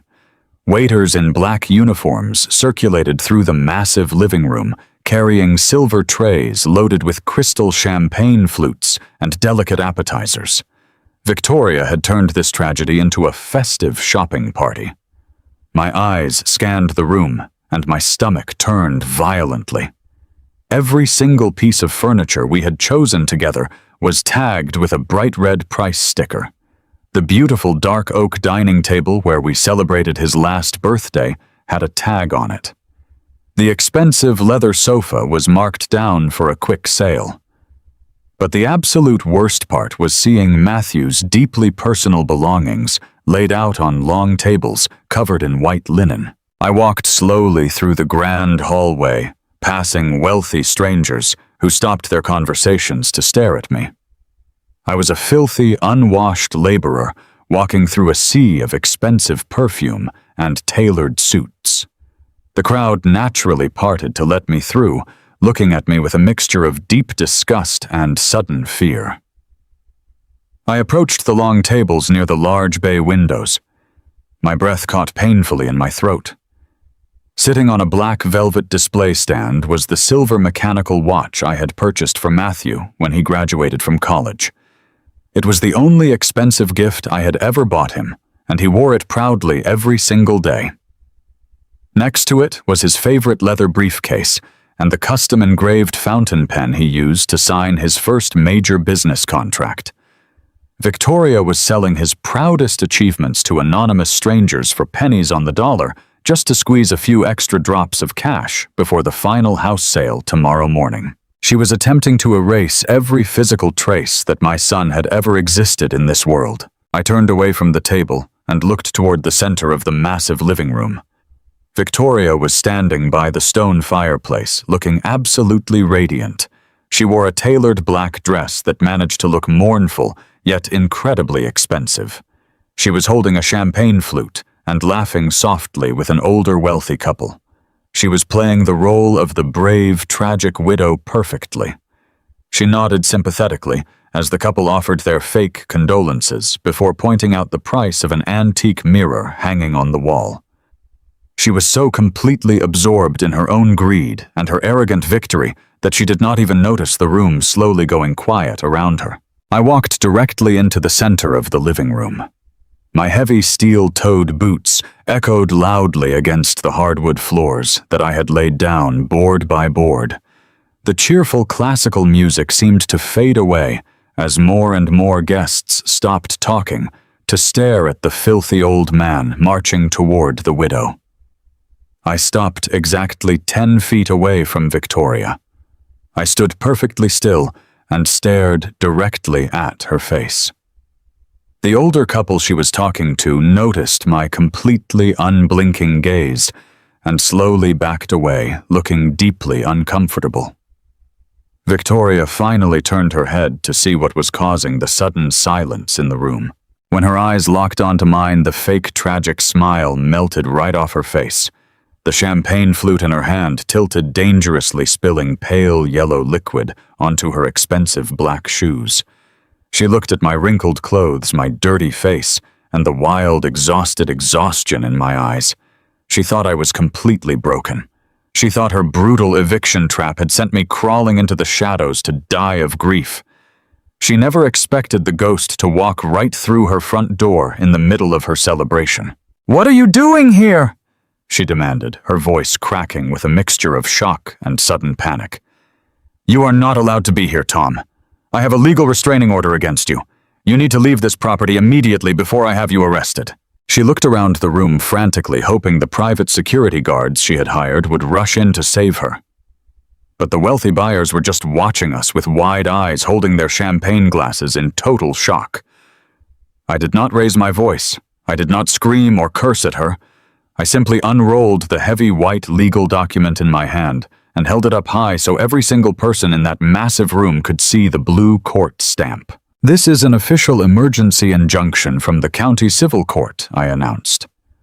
My voice was rough and gravelly from days of not speaking, but it carried easily across the silent room.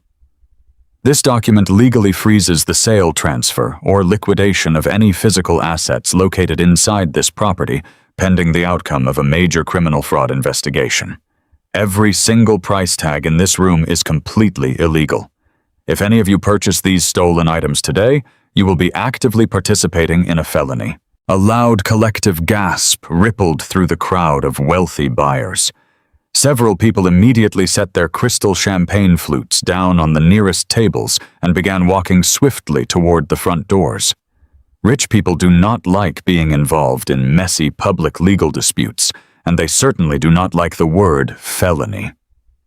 Victoria panicked completely. Her face turned bright red as she watched her lucrative customers fleeing the house. "Security!" She screamed at the top of her lungs, dropping her glass onto the hardwood floor where it shattered into 100 pieces. "Somebody get this crazy old man out of my house right now. Call the police. He is trespassing and threatening my guests." Before the hired guards could even react to her screaming, a heavy wooden door near the kitchen burst open. Trent stormed into the living room looking like an absolute madman. He had clearly been drinking heavily in the back rooms, celebrating his impending massive payout. His expensive designer shirt was untucked, and his face was flushed with violent rage. He saw me standing in the center of the room holding the court document and watching his wealthy buyers run out the front doors. I was destroying his perfect money laundering scheme right in front of his eyes. "I told you what would happen if you ever came back here, old man," Trent roared, pushing past a terrified waiter and marching directly toward me. "You think you can just walk in here smelling like a garbage truck and ruin my business? You are completely out of your mind." I lowered the court document and looked at Trent with absolute freezing contempt. I remembered the secret audio recording playing on my laptop in the dark. I remembered the sound of his arrogant laughter as Victoria described slowly stopping my son's strong young heart with crushed medication. I knew exactly what Trent was. He was a weak, cowardly parasite who preyed on decent, hard-working people to cover his own pathetic failures. And I knew exactly how to break his fragile ego in front of all his peers. "I am not the one selling a murdered man's belongings to cover massive illegal gambling debts. Trent," I said, keeping my voice perfectly calm and steady, but projecting it loud enough for the remaining guests to hear clearly. "How much do you owe the offshore syndicates now? Will selling my son's graduation watch be enough to stop them from breaking your legs?" The words hit him like a physical shock. He stopped walking and stared at me with pure, unadulterated terror in his eyes. He realized in that split second that I knew absolutely everything about his secret debts and his desperate financial ruin. The wealthy guests who had lingered near the edges of the room began whispering frantically to each other, pointing at Trent. His entire reputation, his fake facade of a highly successful real estate broker, was being completely shredded in public. The absolute humiliation pushed his drunken, aggressive mind straight over the edge of reason. He let out a loud, primal roar of pure fury and lunged across the remaining distance between us. He grabbed the heavy collar of my winter work coat with both of his manicured hands and shook me violently. "I am going to end you right here," he screamed, spitting the words directly into my face. Every single instinct in my body screamed at me to fight back. My hands clenched into heavy, solid fists of bone and calloused skin. I had spent 40 years working on brutal construction sites. I knew how to throw a devastating punch that could easily shatter his arrogant jaw. I desperately wanted to hurt the man who had helped murder my boy. But I remembered Harrison's strict courtroom strategy. I remembered that winning the final war tomorrow morning required a massive sacrifice today. I needed to break their unified front. I needed Trent to be completely removed from the board before the final probate hearing. I deliberately relaxed my entire body. I dropped my hands to my sides and offered zero physical resistance. I looked directly into his furious, bloodshot eyes, and I smiled a cold, mocking smile. Trent saw that smile and he completely lost control. He pulled his right fist back and threw a massive, wild punch directly at my face. The heavy blow connected hard against my left cheekbone with a sickening, cracking sound. The sheer force of the strike from a much younger and larger man sent me flying backward. My heavy boots slipped on the polished hardwood floor, and I crashed violently onto the ground. The back of my head bounced against the solid wood, sending a blinding flash of white light exploding behind my eyes. I tasted the warm, metallic flavor of fresh blood instantly filling my mouth. The intense physical pain radiated through my jaw and down my neck, but I did not try to get up. I stayed perfectly still on the floor, letting the blood run freely down my chin and onto the collar of my dirty shirt. The entire living room erupted into pure chaos. Several women screamed in absolute horror.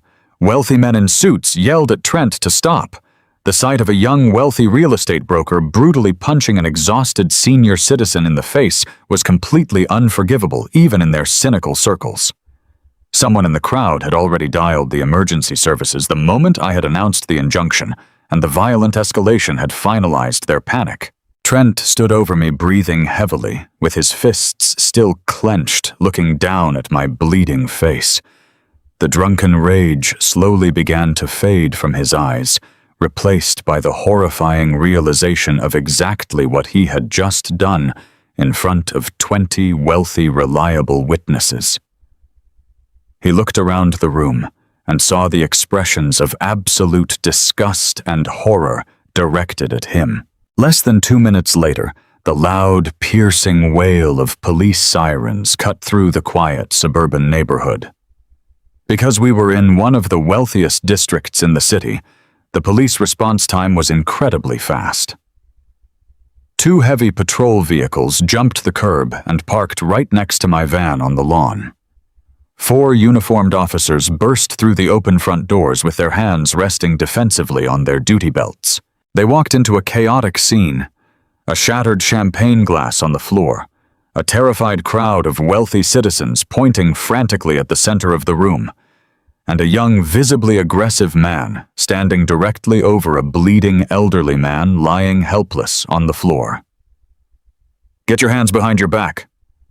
Right now, the lead officer shouted, drawing his taser and pointing the red laser dot directly at Trent's chest. "Do not move a single muscle." Trent panicked, holding his hands up in the air. "Wait, you do not understand," he stammered, his voice shaking with fear. "He was trespassing.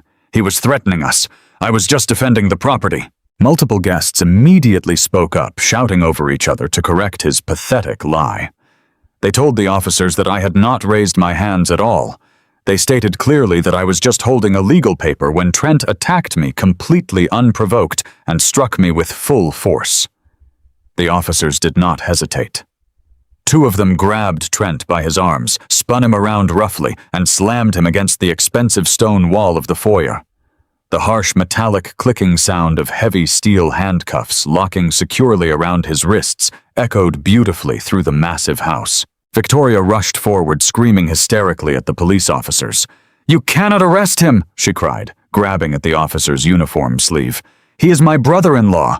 That old man is crazy. He is trying to ruin my life. You have to arrest the old man." The lead officer gently but firmly pushed Victoria back.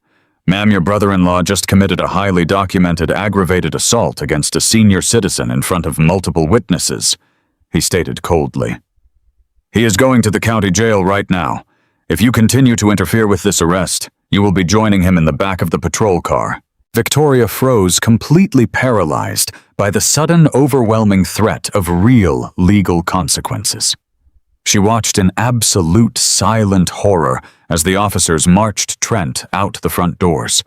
He looked completely defeated, his head hanging down in shame as they pushed him roughly into the back of the police cruiser. The heavy metal door slammed shut, sealing his fate. A paramedic arrived a few minutes later and helped me sit up on the floor. He pressed a cold pack against my swelling cheek and checked my eyes for a concussion. I waved away his offer to take me to the hospital. I told him I just needed a moment to catch my breath. I slowly stood up, brushing the dirt off my heavy work coat.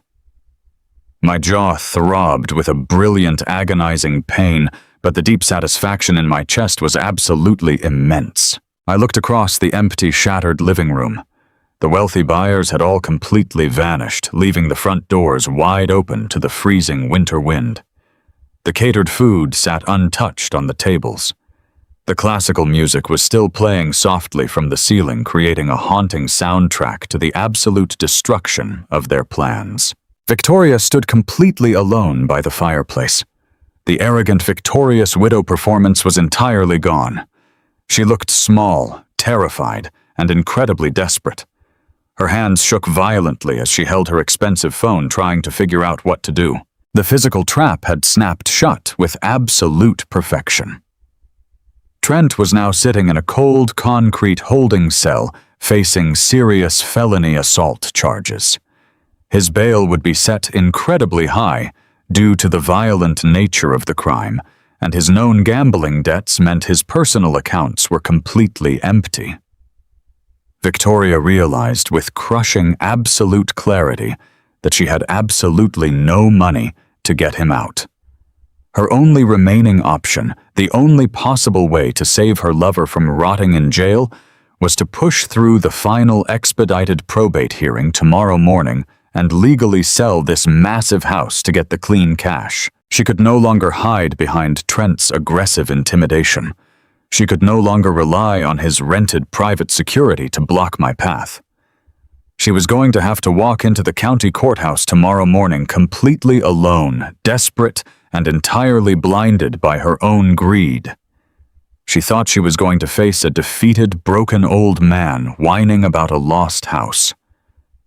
She had absolutely no idea that she was walking straight into an ironclad legal cage built on explosive hospital pharmacy records and the unstoppable force of a father's righteous fury. I did not say a single goodbye to her. I picked up my heavy canvas tool bag from the floor, ignoring the sharp pain in my face, and walked slowly out the front doors. I got into my battered work van, started the loud, rattling engine, and drove away from the stolen sanctuary, leaving Victoria completely alone in the wreckage of her shattered empire. The battle of intimidation was finally over. The true war, the legal execution in the harsh light of the courtroom, was set to begin at dawn. The heavy double doors of the county probate courthouse opened with a hollow thud that echoed deep in my chest. I walked down the long central aisle with Harrison Croft by my side. The courtroom felt like a sterile, freezing tomb. The air was thick with the smell of lemon floor wax and old legal paper. We took our seats at the solid oak table on the left side of the room. On the right side sat Victoria. She looked absolutely flawless in her calculated presentation of grief. She wore a high-collared black designer dress that spoke of modest mourning but screamed of expensive, sophisticated taste. She held a delicate white lace handkerchief in her pale hands, pressing it gently to her cheeks. Her brother-in-law, Trent, was noticeably absent. He was currently sitting in a cold concrete holding cell after his violent physical outburst at the estate sale the day before. But Victoria had not come to this legal battlefield unprotected. Sitting beside her was a man in a sharp, tailored gray suit with perfectly styled silver hair and a predatory, relaxed posture. He was the kind of expensive corporate defense lawyer who made a wealthy living twisting the absolute truth into unrecognizable shapes to protect corrupt people. The judge entered the room through a side door. He was a stern-looking older man with deep lines carved into his forehead and a completely unreadable expression. He took his high seat at the bench and adjusted his reading glasses. The sharp sound of his wooden gavel hitting the sounding block signaled the beginning of the final war for my son's legacy. Victoria's expensive lawyer stood up first. His voice was smooth, practiced, and incredibly persuasive. He painted a masterful and entirely fictional picture for the court. He described a loving young widow suddenly and tragically shattered by the unexpected natural loss of her beloved, hard-working husband. He walked the judge through the official coroner's report, detailing Matthew's sudden massive heart failure. Then, with a grand, sweeping gesture, he presented the forged will. He handed the crisp document to the bailiff, who passed it up to the judge. The lawyer stated confidently that Matthew had thoughtfully drafted this document only months before his tragic passing, to ensure his beloved wife would have absolute, unquestioned control over his entire estate, including the $1.5 million custom home we had built. Then the corporate lawyer turned his attention directly to me. The smooth, sympathetic tone vanished completely from his voice, replaced by a harsh, aggressive edge. He pointed a manicured finger in my direction and began his systematic character assassination. He told the judge that I was a bitter, estranged, and deeply unstable old man who had never accepted his son's financial independence. He painted me as a violent, exhausted laborer whose mind had been completely fractured by the grief of losing an only child. He brought up the emergency injunction Victoria had filed earlier in the week. He described in dramatic detail how I had shown up at the peaceful estate sale, filthy and aggressive, causing a terrifying public disturbance that resulted in a physical altercation. He conveniently left out the absolute fact that Trent had attacked me entirely unprovoked while I stood perfectly still. The lawyer passionately begged the judge to expedite the transfer of the property deed to the anonymous limited liability company today, so the grieving widow could finally find closure and escape the constant terrifying harassment of a dangerously unstable father-in-law. I sat perfectly still in my hard wooden chair. My calloused hands were folded flat on the table in front of me. My fingernails bit into my own rough palms so hard I could feel the skin beginning to break. Every single instinct inside my 68-year-old body demanded that I stand up and scream the absolute truth at the top of my lungs. I wanted to flip the heavy oak table and wrap my scarred hands around her neck. I wanted to yell to the entire room that she was a cold-blooded psychopathic murderer who crushed poison into my boy's coffee while smiling at him. But I remembered the solemn promise I had made to Harrison in the freezing dark cabin of my work van. I had to remain as cold and hard as a steel pipe. If I showed even one single ounce of the blazing righteous rage consuming my soul, the judge would instantly believe her lawyer's carefully crafted lies. I forced my breathing to remain slow and shallow. I kept my face an absolute rigid mask of stone. I looked directly at Victoria and refused to blink. She dabbed at her perfectly dry eyes with her lace handkerchief and played the terrified, fragile victim flawlessly. The judge looked down at me from his high bench with an expression of deep pity and firm disapproval. He was buying her theatrical performance completely. When the corporate lawyer finally finished his opening statement and took his seat, the courtroom fell completely silent. The only sound was the loud ticking of the large wooden clock hanging on the back wall. The judge looked over at our table and asked if we had any legal grounds to contest the validity of the will or block the expedited sale of the property. Harrison Croft stood up slowly. He buttoned his worn suit jacket with deliberate, methodical precision. He did not look like a smooth corporate shark. He looked like an old scarred bulldog who had survived 100 vicious fights in the mud and was ready for one more. Harrison did not raise his voice.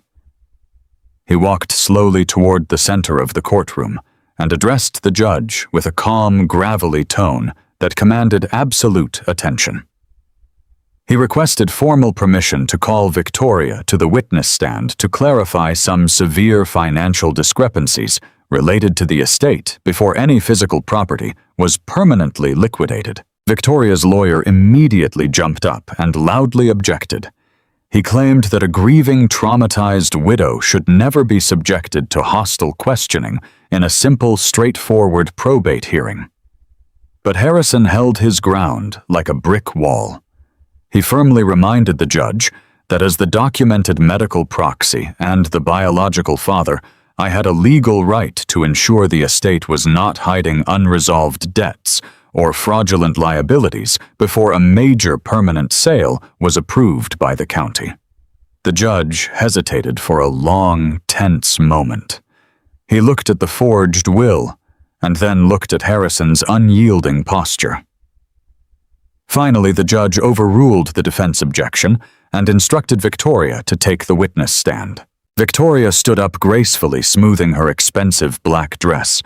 She walked toward the wooden witness box with the poised confidence of a stage actress accepting an award. She placed her pale hand on the Bible and swore to tell the truth. As she sat down, she shot a quick, arrogant look in my direction. She was completely confident. She knew we could not play the intercepted audio recording where she explicitly confessed to the murder. Her expensive lawyers had undoubtedly assured her that without that illegal wiretap, we had absolutely no direct admissible proof of her crime. She believed this cross-examination was just a desperate, pathetic delay tactic from a defeated old man grasping at straws. Harrison approached the wooden podium. He did not start by asking about the custom house or the forged will. He opened a thick manila folder and pulled out a heavy stack of banking ledgers. These were the raw physical documents we had recovered from Matthew's secret storage unit in the industrial lot. Harrison began asking her about the massive sums of money drained from my son's corporate business accounts. He listed the exact dates and the specific amounts, pointing out that over $800,000 had been systematically transferred to offshore shell companies over the last 3 years. Victoria did not flinch. She kept her voice incredibly soft and steady. She calmly told the judge that her husband made many complex, aggressive investments that she did not fully understand. She claimed Matthew handled all the business finances, and she merely signed the routine paperwork he placed in front of her to be supportive. She lied with such breathtaking ease and natural grace that it made my stomach turn violently. Harrison did not argue with her lie. He simply nodded slowly and pulled out the next document from his folder. It was a printed, certified copy of the pharmacy logs I had legally obtained using my medical proxy at the city hospital. He placed the papers flat on the podium and adjusted his reading glasses. He asked Victoria why she had been making weekly trips to a private cash-only medical clinic on the north side of the city. He read the long, complex medical name of the highly restricted lethal cardiac medication aloud in the quiet courtroom. He asked her directly why she was picking up massive unauthorized dosages of a drug meant exclusively for end-stage heart failure patients, when her husband was a completely healthy 35-year-old man. For the first time since the hearing began, I saw a tiny visible crack in Victoria's flawless mask. Her posture stiffened defensively. Her eyes darted quickly toward her expensive lawyer. The lawyer immediately stood up and shouted a furious objection. He yelled that these confusing medical records were completely irrelevant to a civil probate hearing concerning a real estate sale. But Harrison fired back instantly with a voice like cracking thunder. He argued passionately that if the sole executor of the estate was illegally purchasing lethal narcotics under the deceased man's name, it directly challenged her fundamental legal fitness to administer the sale of a $1.5 million property. The judge leaned forward, looking deeply troubled by the revelation. He ordered Victoria to answer the specific question regarding the pharmacy records. Victoria took a deep, shaky breath and forced her facial muscles to relax. She looked up at the judge with wide, innocent, tear-filled eyes. She stated in a trembling voice that her husband had been experiencing severe, terrifying chest pains for months. She claimed he was deeply afraid of regular hospitals and begged her to get him specialized medication from a private clinic to manage his overwhelming stress and heart palpitations privately. She said she was only acting as a devoted, desperate wife, trying to ease her husband's secret agonizing pain. She claimed the doctors at that specific clinic had assured her the dosage was perfectly safe for his condition. She masterfully turned the devastating evidence of her poison runs into a tragic tale of a wife trying to save a stubborn, sick husband. It was a brilliant, absolutely sickening legal dodge. She had successfully navigated the dangerous trap. Harrison pressed her harder. He asked her about the specific timeline of the pills. He asked her exactly how she administered the medication to a man who, according to his primary legitimate doctor, had absolutely no medical need for it. Victoria remained incredibly smug and collected. She answered every single question with a vague, non-committal response. She kept repeating that she simply followed the private doctor's orders and trusted medical professionals. She knew exactly what she was doing up there on the stand. She knew that without the illegal audio recording of her explicit confession, the pharmacy logs only proved she bought the drugs, not that she secretly crushed them into his morning coffee with the cold intent to murder him. The strict burden of proof for homicide was entirely absent in this civil room, and she was exploiting that fact beautifully. After 45 minutes of intense, relentless questioning, Harrison realized she was not going to break down and confess on the stand. Her boundless arrogance and her meticulous preparation with her corporate lawyer had armored her completely against our medical evidence. Victoria smiled a very small, chilling smile that only Harrison and I could see from our angle. She looked directly into my eyes from the witness stand. It was a look of absolute, unadulterated triumph. She was silently communicating to me that I had lost the war. She had survived my absolute best attack, and now she was going to legally take everything my son had built. Harrison let out a heavy, exhausted sigh and slowly walked back to our table. He looked like a defeated, broken man. Victoria's lawyer practically beamed with joy. He stood up enthusiastically and confidently requested that the judge immediately approve the transfer of the property deed so this painfully tragic chapter could finally be closed for his suffering client. The judge nodded slowly. He looked down at the documents spread across his high wooden bench. He folded his hands and addressed the entire courtroom. The judge stated that while the pharmacy records presented by McCroft were highly unusual, and perhaps deeply concerning, they did not inherently invalidate the legal standing of the last will and testament presented by the widow. He noted that the court had not been presented with any official criminal charges from the district attorney regarding a formal homicide investigation. Therefore, in the strict eyes of the civil probate court, Victoria Barrett was the sole undisputed legal heir to the entire estate. The judge looked directly at Harrison and then at me.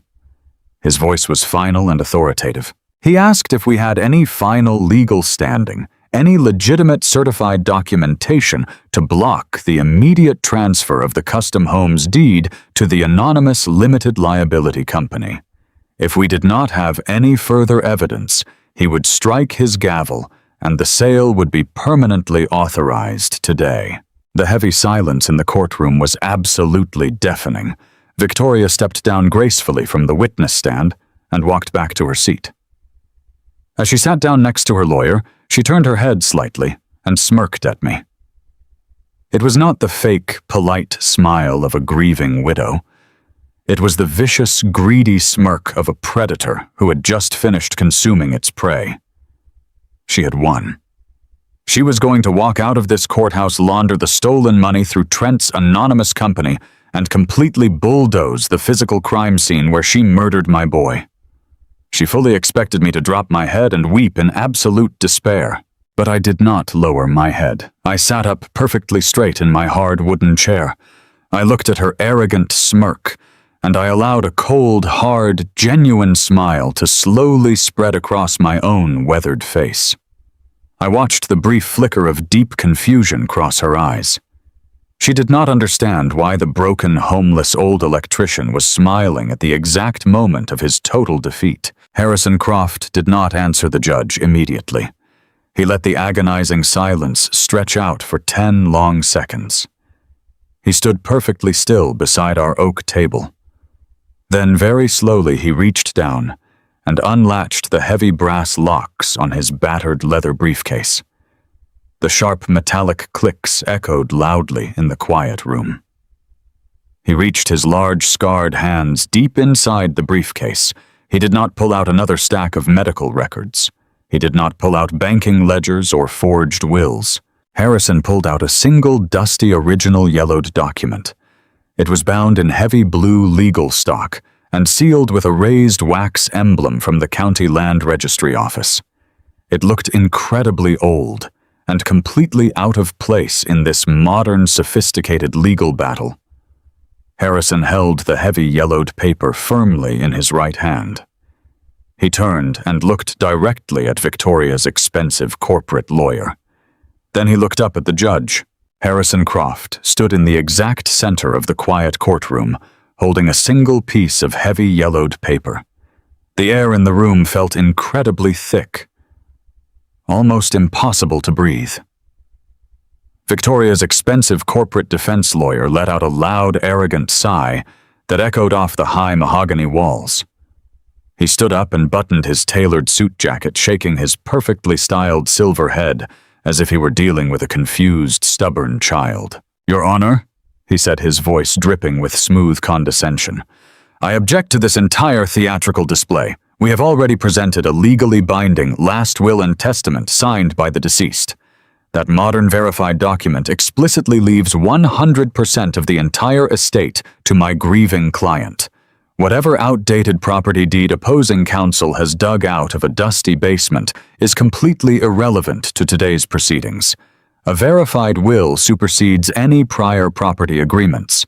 That is basic law." The judge adjusted his thick reading glasses and looked down at Harrison. He seemed heavily inclined to agree with the slick corporate lawyer. "Mr. Croft," the judge said with a stern tone of judicial warning, "this is an expedited probate hearing. We are here strictly to settle the transfer of a specific real estate asset based on the executor's documentation. If you are presenting an old deed, you must know that the recent will dictates the final distribution of the estate. I will not tolerate time-wasting tactics in my courtroom." Harrison did not flinch. He did not raise his voice or argue aggressively. He simply walked with slow, deliberate, heavy steps toward the judge's high bench and handed the yellowed document to the uniformed bailiff. "Your Honor," Harrison said, his gravelly voice echoing perfectly in the silent room.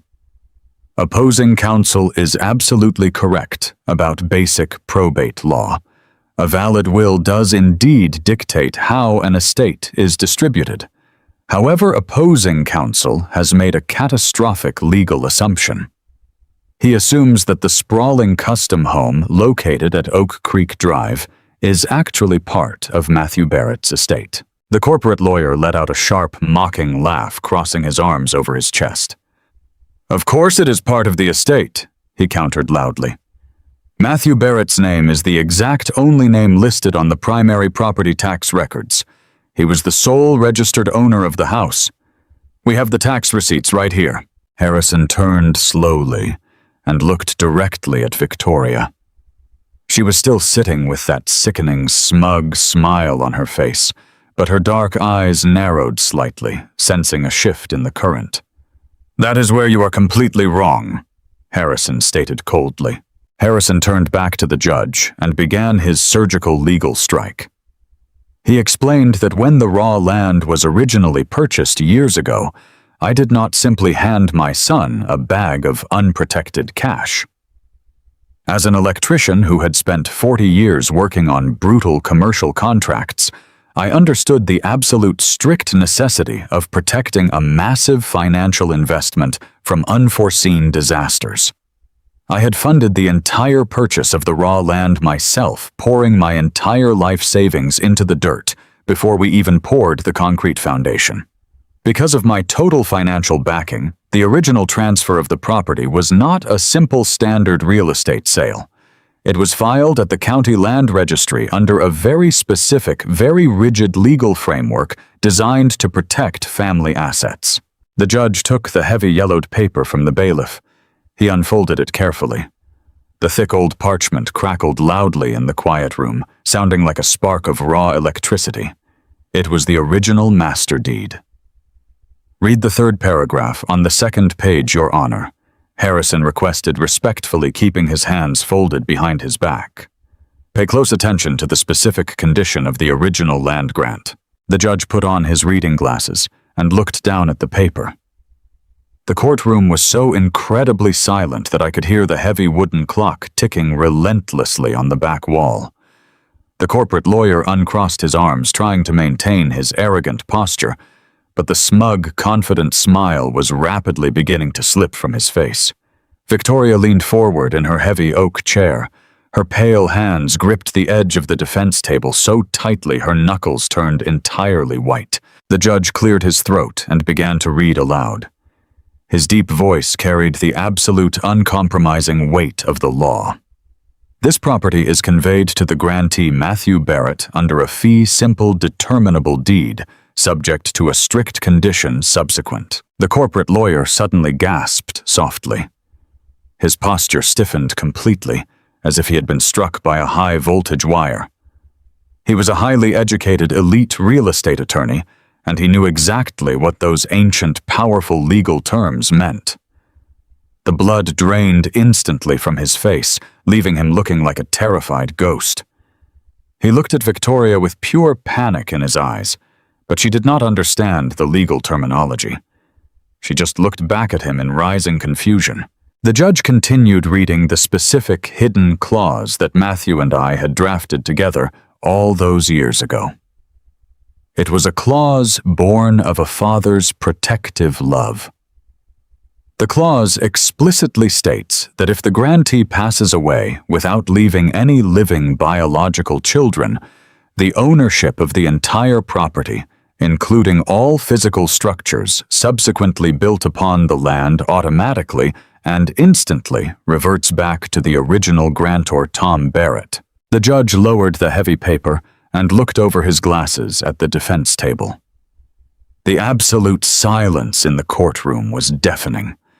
The heavy steel trap had just snapped shut with devastating, bone-crushing force. "Your Honor," the corporate lawyer stammered, his smooth, persuasive voice completely gone, entirely replaced by a desperate, frantic squeak. He was sweating visibly under the bright fluorescent lights of the courtroom. "That is an archaic legal structure.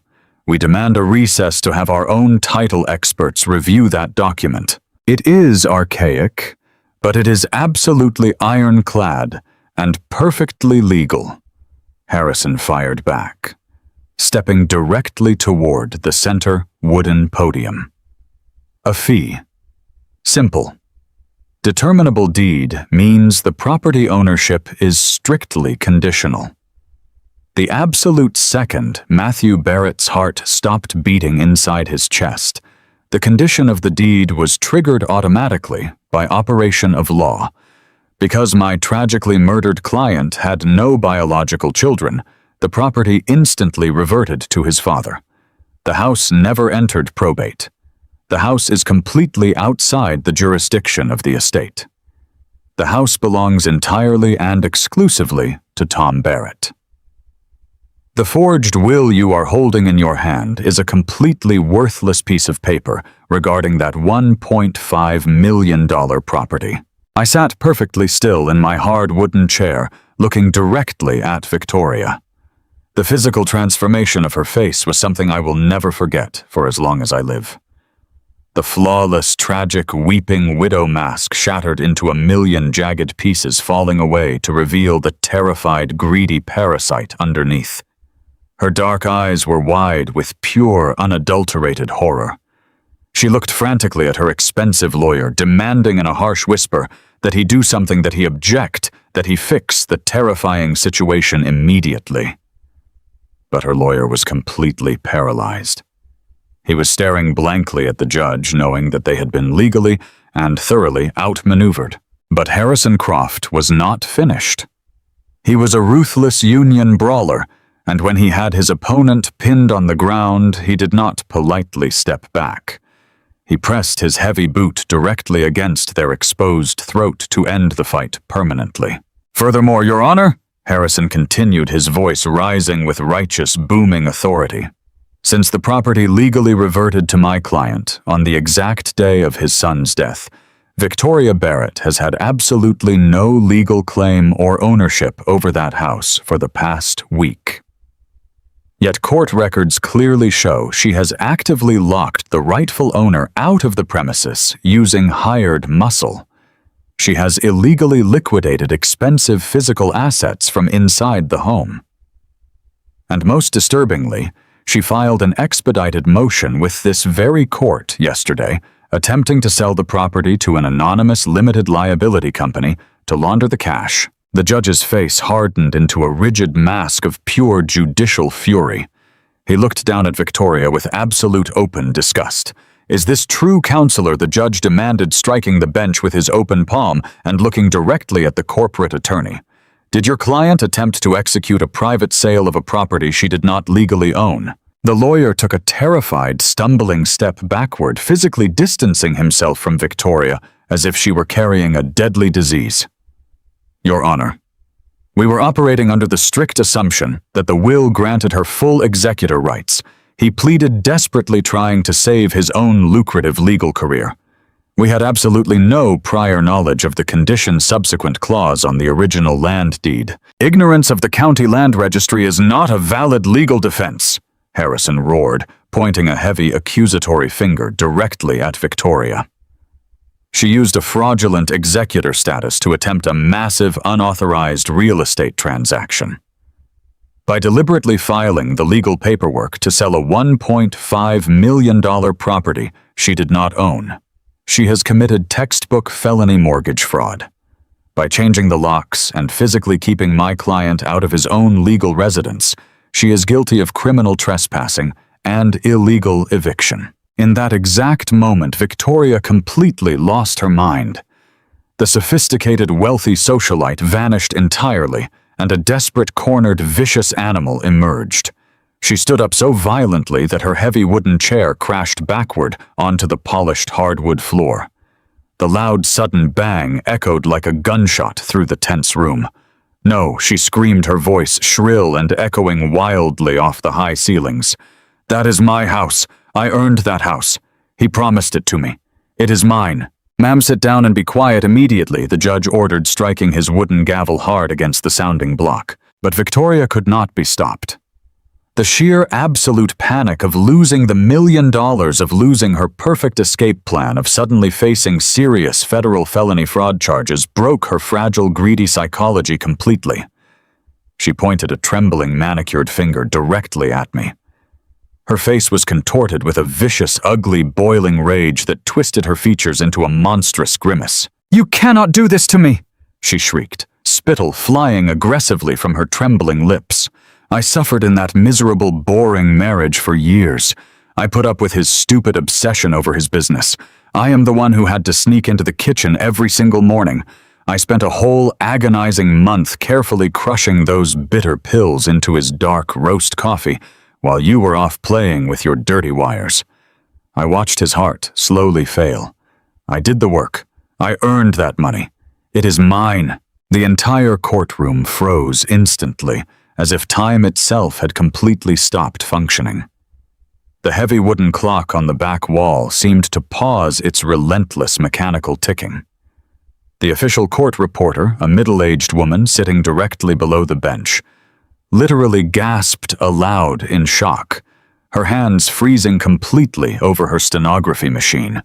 The armed bailiff standing near the heavy oak doors instinctively rested his hand on his heavy leather duty belt, stepping forward defensively. Victoria's expensive corporate lawyer closed his eyes tightly and lowered his silver head in absolute devastating defeat. He rubbed his temples, knowing exactly what had just happened. In her blind, uncontrollable, furious rage over losing the money, in her desperate, frantic attempt to justify her ownership of the house, she had just explicitly and voluntarily confessed to the premeditated murder of my son in front of a sitting judge and a sworn court reporter. The terrifying echo of her own horrific words finally caught up to her panicked, racing brain. Victoria froze, completely standing rigidly in the exact middle of the courtroom. Her chest heaved violently as she gasped for air. She looked around at the horrified, stunned faces of the court staff. She looked at her lawyer, who was slowly shaking his head in absolute disgust. She looked at the judge, whose expression had turned from judicial anger to absolute, chilling horror. And then she looked across the aisle directly at me. I did not scream at her. I did not jump up to celebrate. I simply sat there perfectly still, with my thick, calloused hands folded neatly on the oak table, and I stared straight into the terrified, empty eyes of the monster who killed my boy. The trap had worked with a terrifying, absolute perfection. Harrison and I knew we could not legally play the intercepted audio wiretap in an open court. We knew we could not simply introduce the hospital pharmacy logs in a civil probate hearing without risking a massive legal suppression from her high-priced lawyers. We had to use her own boundless, bottomless arrogance and greed entirely against her. We had to legally threaten to take away the single thing she cared about far more than her own freedom or human life, and watch her completely self-destruct. By pulling the financial rug completely out from under her feet, we forced her to desperately justify her brutal crimes aloud under oath. The judge slowly picked up his heavy wooden gavel. He did not strike it against the block. He gripped the smooth handle so tightly his knuckles turned stark white. Bailiff the judge said, his voice dangerously quiet and shaking with restrained, furious authority. "Take this woman into police custody immediately." The large, uniformed bailiff moved swiftly and decisively across the room. He grabbed Victoria firmly by her upper arms, pinning them forcefully behind her back. She did not fight him. All the fight, all the toxic arrogance, all the manipulative, deceptive power had completely drained out of her body, leaving her weak and shaking. She was just a hollow, empty, pathetic shell, standing in an expensive black mourning dress. The harsh, sharp, metallic clicking sound of the heavy steel police handcuffs locking securely around her wrists echoed beautifully through the massive, quiet courtroom. It was the sweetest sound I had heard in weeks. "I am ordering a full, immediate, unedited transcript of this hearing be sent directly to the District Attorney's Homicide Division," the judge announced, glaring down intensely at the handcuffed, weeping woman. "Furthermore, I am dismissing the expedited sale motion with extreme prejudice. The property located at Oak Creek Drive officially and legally belongs entirely to Tom Barrett. This civil probate hearing is permanently adjourned." The judge struck the wooden gavel one final, definitive time. It was the heavy, solid sound of a steel vault closing forever. Victoria began to sob uncontrollably. It was not the delicate, calculated theatrical crying she had performed flawlessly at the cemetery in the rain. It was the ugly, guttural, desperate weeping of a cornered criminal who finally realizes her life is completely and permanently over. The bailiff marched her roughly down the center aisle of the courtroom, pushing her toward the holding cells. As she passed my table, she did not dare to look at me. She kept her head bowed deeply, staring fixedly at the polished hardwood floor. Harrison Croft let out a long, heavy sigh of relief. He closed his battered leather briefcase and clicked the heavy brass locks shut with a satisfied snap. He turned to me and placed his large, scarred hand firmly on my tired shoulder. "We did it, Tom," he said, his gravelly voice thick with genuine emotion and respect. "We finally got her." I stood up slowly, feeling the agonizing, sharp pain in my lower back and the deep exhaustion settling in my old bones. But the crushing, suffocating, agonizing weight of grief and injustice that had been sitting heavily on my chest for weeks was completely gone.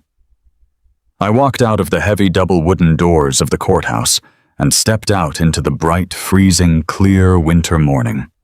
The sun was shining brilliantly, casting long, sharp shadows across the wide concrete steps. I took a deep, cleansing breath of the freezing air, letting it fill my lungs. My beautiful son was still gone. No amount of legal victories or shocking courtroom confessions could ever bring Matthew back to me. But I had kept my silent promise to him. I had fiercely protected the sanctuary we built together with our own hands. I had ensured that his good name and his hard work would not be consumed by greedy, corrupt parasites. I had stood my absolute ground as a loving father and delivered the cold, hard, unbreakable justice he deserved. I walked steadily toward my battered work van, ready to finally go home. I opened the heavy metal door and climbed into the familiar driver's seat, feeling the worn fabric under my hands. I reached into the deep pocket of my heavy canvas tool bag and pulled out the heavy antique brass key that Matthew had mailed to me in his final desperate days. I held the cold metal tightly against my palm, feeling the rigid, jagged cuts of the key pressing into my calloused skin. The digital locks Victoria had installed on the custom house were entirely meaningless now. I would tear them out of the heavy oak doors myself and replace them with solid brass, just the way my son and I had originally designed it. The war was officially over. The corrupt real estate empire Trent and Victoria had tried to build on my son's grave was completely demolished, reduced to absolute legal rubble. They thought they could manipulate the rigid American legal system to completely erase an old retired electrician from existence. They forgot that the men who pull the heavy copper wire and pour the concrete foundations of this country possess a quiet, unbreakable strength. We know exactly how to trace a fault line to its source, and we know exactly how to permanently cut the power to the monsters hiding in the dark. The heavy oak doors of the courtroom slammed shut behind the bailiff, who was dragging Victoria away. The echo of her hysterical sobbing faded down the long marble corridor, leaving behind a profound, stunned silence. Harrison Croft stood beside me, packing his battered leather briefcase with the slow, methodical precision of a veteran who had just won the defining war of his career.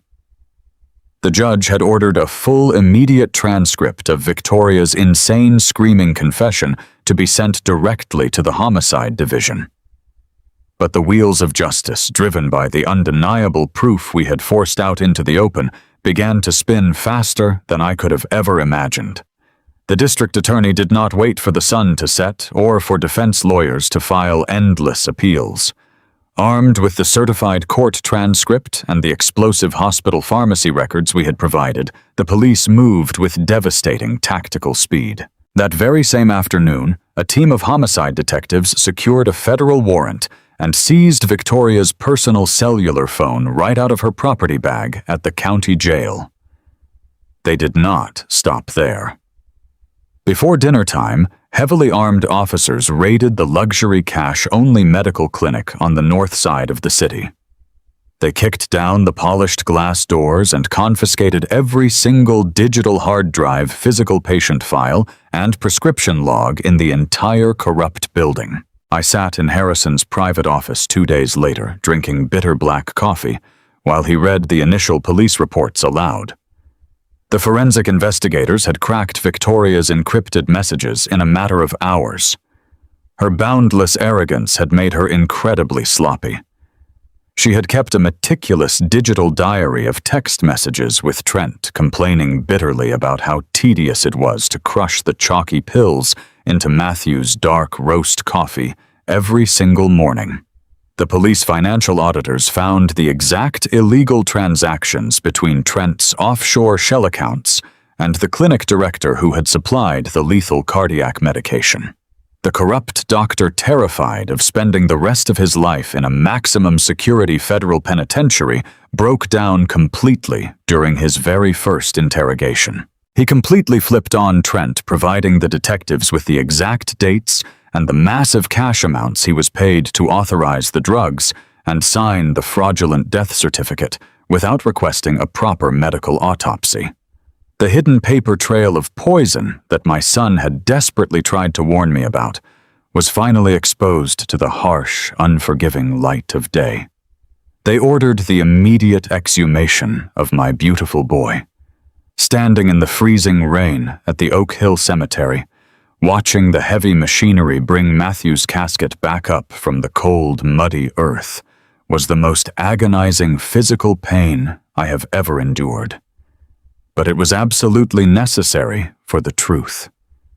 The state toxicologist found the exact lethal chemical signature of the cardiac medication perfectly preserved in his tissues. The sudden massive heart failure was officially reclassified as premeditated first-degree murder. Trent was already sitting in a bleak concrete holding cell, facing serious felony charges for assaulting me at the estate sale. When the homicide detectives walked into his cell and dropped the definitive toxicology report along with Victoria's full recorded courtroom confession onto the cold metal table, his arrogant, wealthy real estate facade crumbled into dust. He realized instantly that his glamorous lover had accidentally confessed to the entire murder plot under oath out of pure greed. Trent was a degenerate gambler and a pathetic coward who had never worked a hard day of honest physical labor in his entire life. Faced with the terrifying absolute reality of a lethal injection, he did exactly what cowards always do. He desperately tried to save his own miserable skin by completely turning on the woman he claimed to love. He accepted a massive plea deal from the district attorney. In exchange for taking the death penalty off the table, Trent voluntarily confessed to orchestrating the massive financial fraud to cover his dangerous illegal offshore debts. He testified formally that Victoria had happily volunteered to murder her husband to secure the $1.5 million custom home and the lucrative business accounts. He handed the police the final missing puzzle pieces, including the exact offshore routing numbers where the stolen $800,000 had been hidden away from federal tax auditors. The criminal trial took place exactly 6 months after that unforgettable day in the probate court. I sat in the front row of the gallery every single day, wearing my best dark suit, keeping my calloused hands folded and my back perfectly straight. I watched Victoria sit at the defense table looking absolutely hollowed out. The expensive designer clothes and the perfect makeup were completely gone, replaced by a loose-fitting, bright orange prison jumpsuit. Her hair was graying and unkempt, falling wildly around her sunken face. She refused to look in my direction, keeping her eyes glued to the wooden table. The high-priced corporate defense lawyers she had previously hired had completely abandoned her the absolute second her stolen money was legally frozen by the federal government. She was forced to rely on an exhausted public defender who could do absolutely nothing against the crushing, insurmountable mountain of evidence. The jury listened in absolute horror to Trent's damning testimony detailing every cruel, calculated step of their plan. They viewed the hospital pharmacy logs proving she had picked up the unauthorized drugs.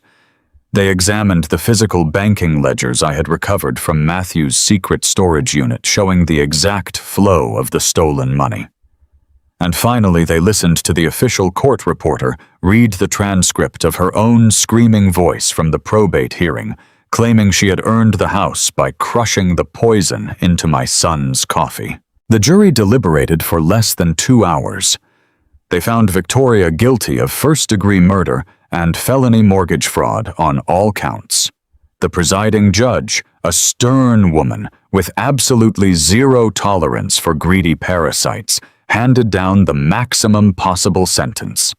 She looked directly at Victoria and stated that her actions were an absolute disgrace to humanity born of pure, unadulterated malice. Victoria received 30 years in a maximum security state penitentiary without the slightest possibility of early parole. Trent, despite his extensive cooperation with the state, received his own 30-year sentence for conspiracy to commit murder and massive financial fraud. They would both grow old and die in tiny concrete boxes, entirely stripped of the wealth and luxury they had so casually murdered my son to obtain. Justice had arrived with a cold, absolute, unshakable finality. As the heavy iron doors of the justice system slammed shut on their lives, I slowly began the agonizing, delicate process of rebuilding my own. With Victoria's fraudulent claims entirely erased by the criminal convictions, the legal block on my personal finances was immediately lifted. I regained full access to the union pension I had spent 40 grueling years building, pulling cables, and bending conduit. But more importantly, the civil judge officially executed the original fee, simple, determinable deed returning the massive custom stone house completely and legally to my name. I remember the exact afternoon I drove my battered work truck back up that long, winding, paved driveway. The digital keypad lock that Trent had mockingly installed to keep me out had been completely smashed and removed by the police during their evidence-gathering investigation. I took my heavy canvas electrician tool bag, walked up to the heavy oak front door, and personally installed a solid traditional brass deadbolt, locking it firmly into place with a satisfying heavy metallic click. I walked through the quiet, empty halls of the magnificent sanctuary Matthew and I had built together. The wealthy estate buyers had fled on that chaotic afternoon, leaving the beautiful custom furniture and my son's prized personal possessions exactly where they belonged. I walked into his home office and ran my calloused hands over his heavy oak desk, remembering the countless hours he spent there building his future. I sat in the center of the vast living room, and for the first time since my son passed away, I finally allowed myself to weep without restraint. The adrenaline and the righteous fury that had fueled me for months suddenly evaporated, leaving behind a profound, overwhelming sorrow. I cried for the strong young man who was stolen from me far too soon. I cried for the future and the grandchildren we were supposed to share. But I also cried heavy tears of profound relief because I had kept my silent, desperate promise to him. I had protected his legacy from the monsters hiding in the dark. I knew I could never live alone in that massive, beautiful house. The echoes of what had happened there were simply too loud. Every single corner held a cherished memory, and every shadow reminded me of the profound betrayal he suffered in those very rooms. 2 months later, I made the difficult, practical decision to sell the property on the open market. Because it was a true masterpiece of custom electrical work and fine stone craftsmanship, it sold almost immediately for well over its original asking price. I took every single penny from that massive real estate sale, combined it with the $800,000 the federal government had successfully recovered from Trent's offshore accounts, and created something permanent. I established the Matthew Barrett Foundation. I absolutely refused to let my son's name be forever associated with a tragic true crime story of betrayal and murder. I wanted his name to mean something powerful, enduring, and inherently good for the community. The foundation was specifically designed to provide full financial scholarships and high-quality professional tools to young, hard-working men and women entering commercial electrical and heavy trade apprenticeships. I wanted to help the kids who were willing to tear their hands apart, pulling heavy copper wire and bending steel conduit to build a solid, honest life for their families, just like I had done. Every single year, I stand on a wooden stage and hand out heavy canvas tool bags filled with premium voltage meters and wire cutters to a new graduating class of eager, ambitious apprentices. I look into their bright, hopeful eyes, and I see the exact same relentless spirit that my boy possessed. Through their sweat, their honest physical labor, and their future success, Matthew continues to live on. His name is spoken with deep respect and profound gratitude by young workers who are actively building the infrastructure of this great country. Last week, I visited the Oak Hill Cemetery. The bitter, freezing winter rain was gone, entirely replaced by a warm, bright spring afternoon. I stood by Matthew's polished headstone, tracing the carefully engraved letters of his name with my rough, scarred fingers. I told him all about the foundation. I told him about the young men and women whose lives he was actively changing from beyond the grave. I told him that the selfish people who hurt him were permanently locked away in the dark, where they could never hurt another innocent soul again. I stood there, feeling the warm southern sun on my face, and realized that the fierce, unrelenting love of a father is an absolute, unstoppable force of nature. It is a live electrical current that runs deeper than any rigid legal system, stronger than any corporate elite greed, and vastly more powerful than death itself. We fought the darkness together, and we brought the absolute truth back into the light. This story is a living testament to the absolute power of karma and the unbreakable sacred bond of family. It proves beyond a shadow of a doubt that no matter how sophisticated the lie, or how incredibly wealthy the liar, the simple, honest truth will always find a way to completely tear down the walls of deception.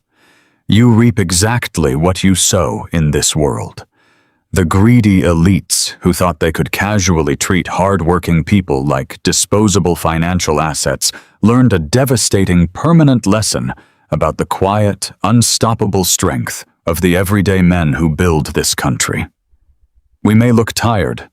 We may wear heavily calloused hands and dirty, worn work boots, but we know exactly how to dismantle a corrupt, broken system wire by wire until the whole terrible thing collapses into dust.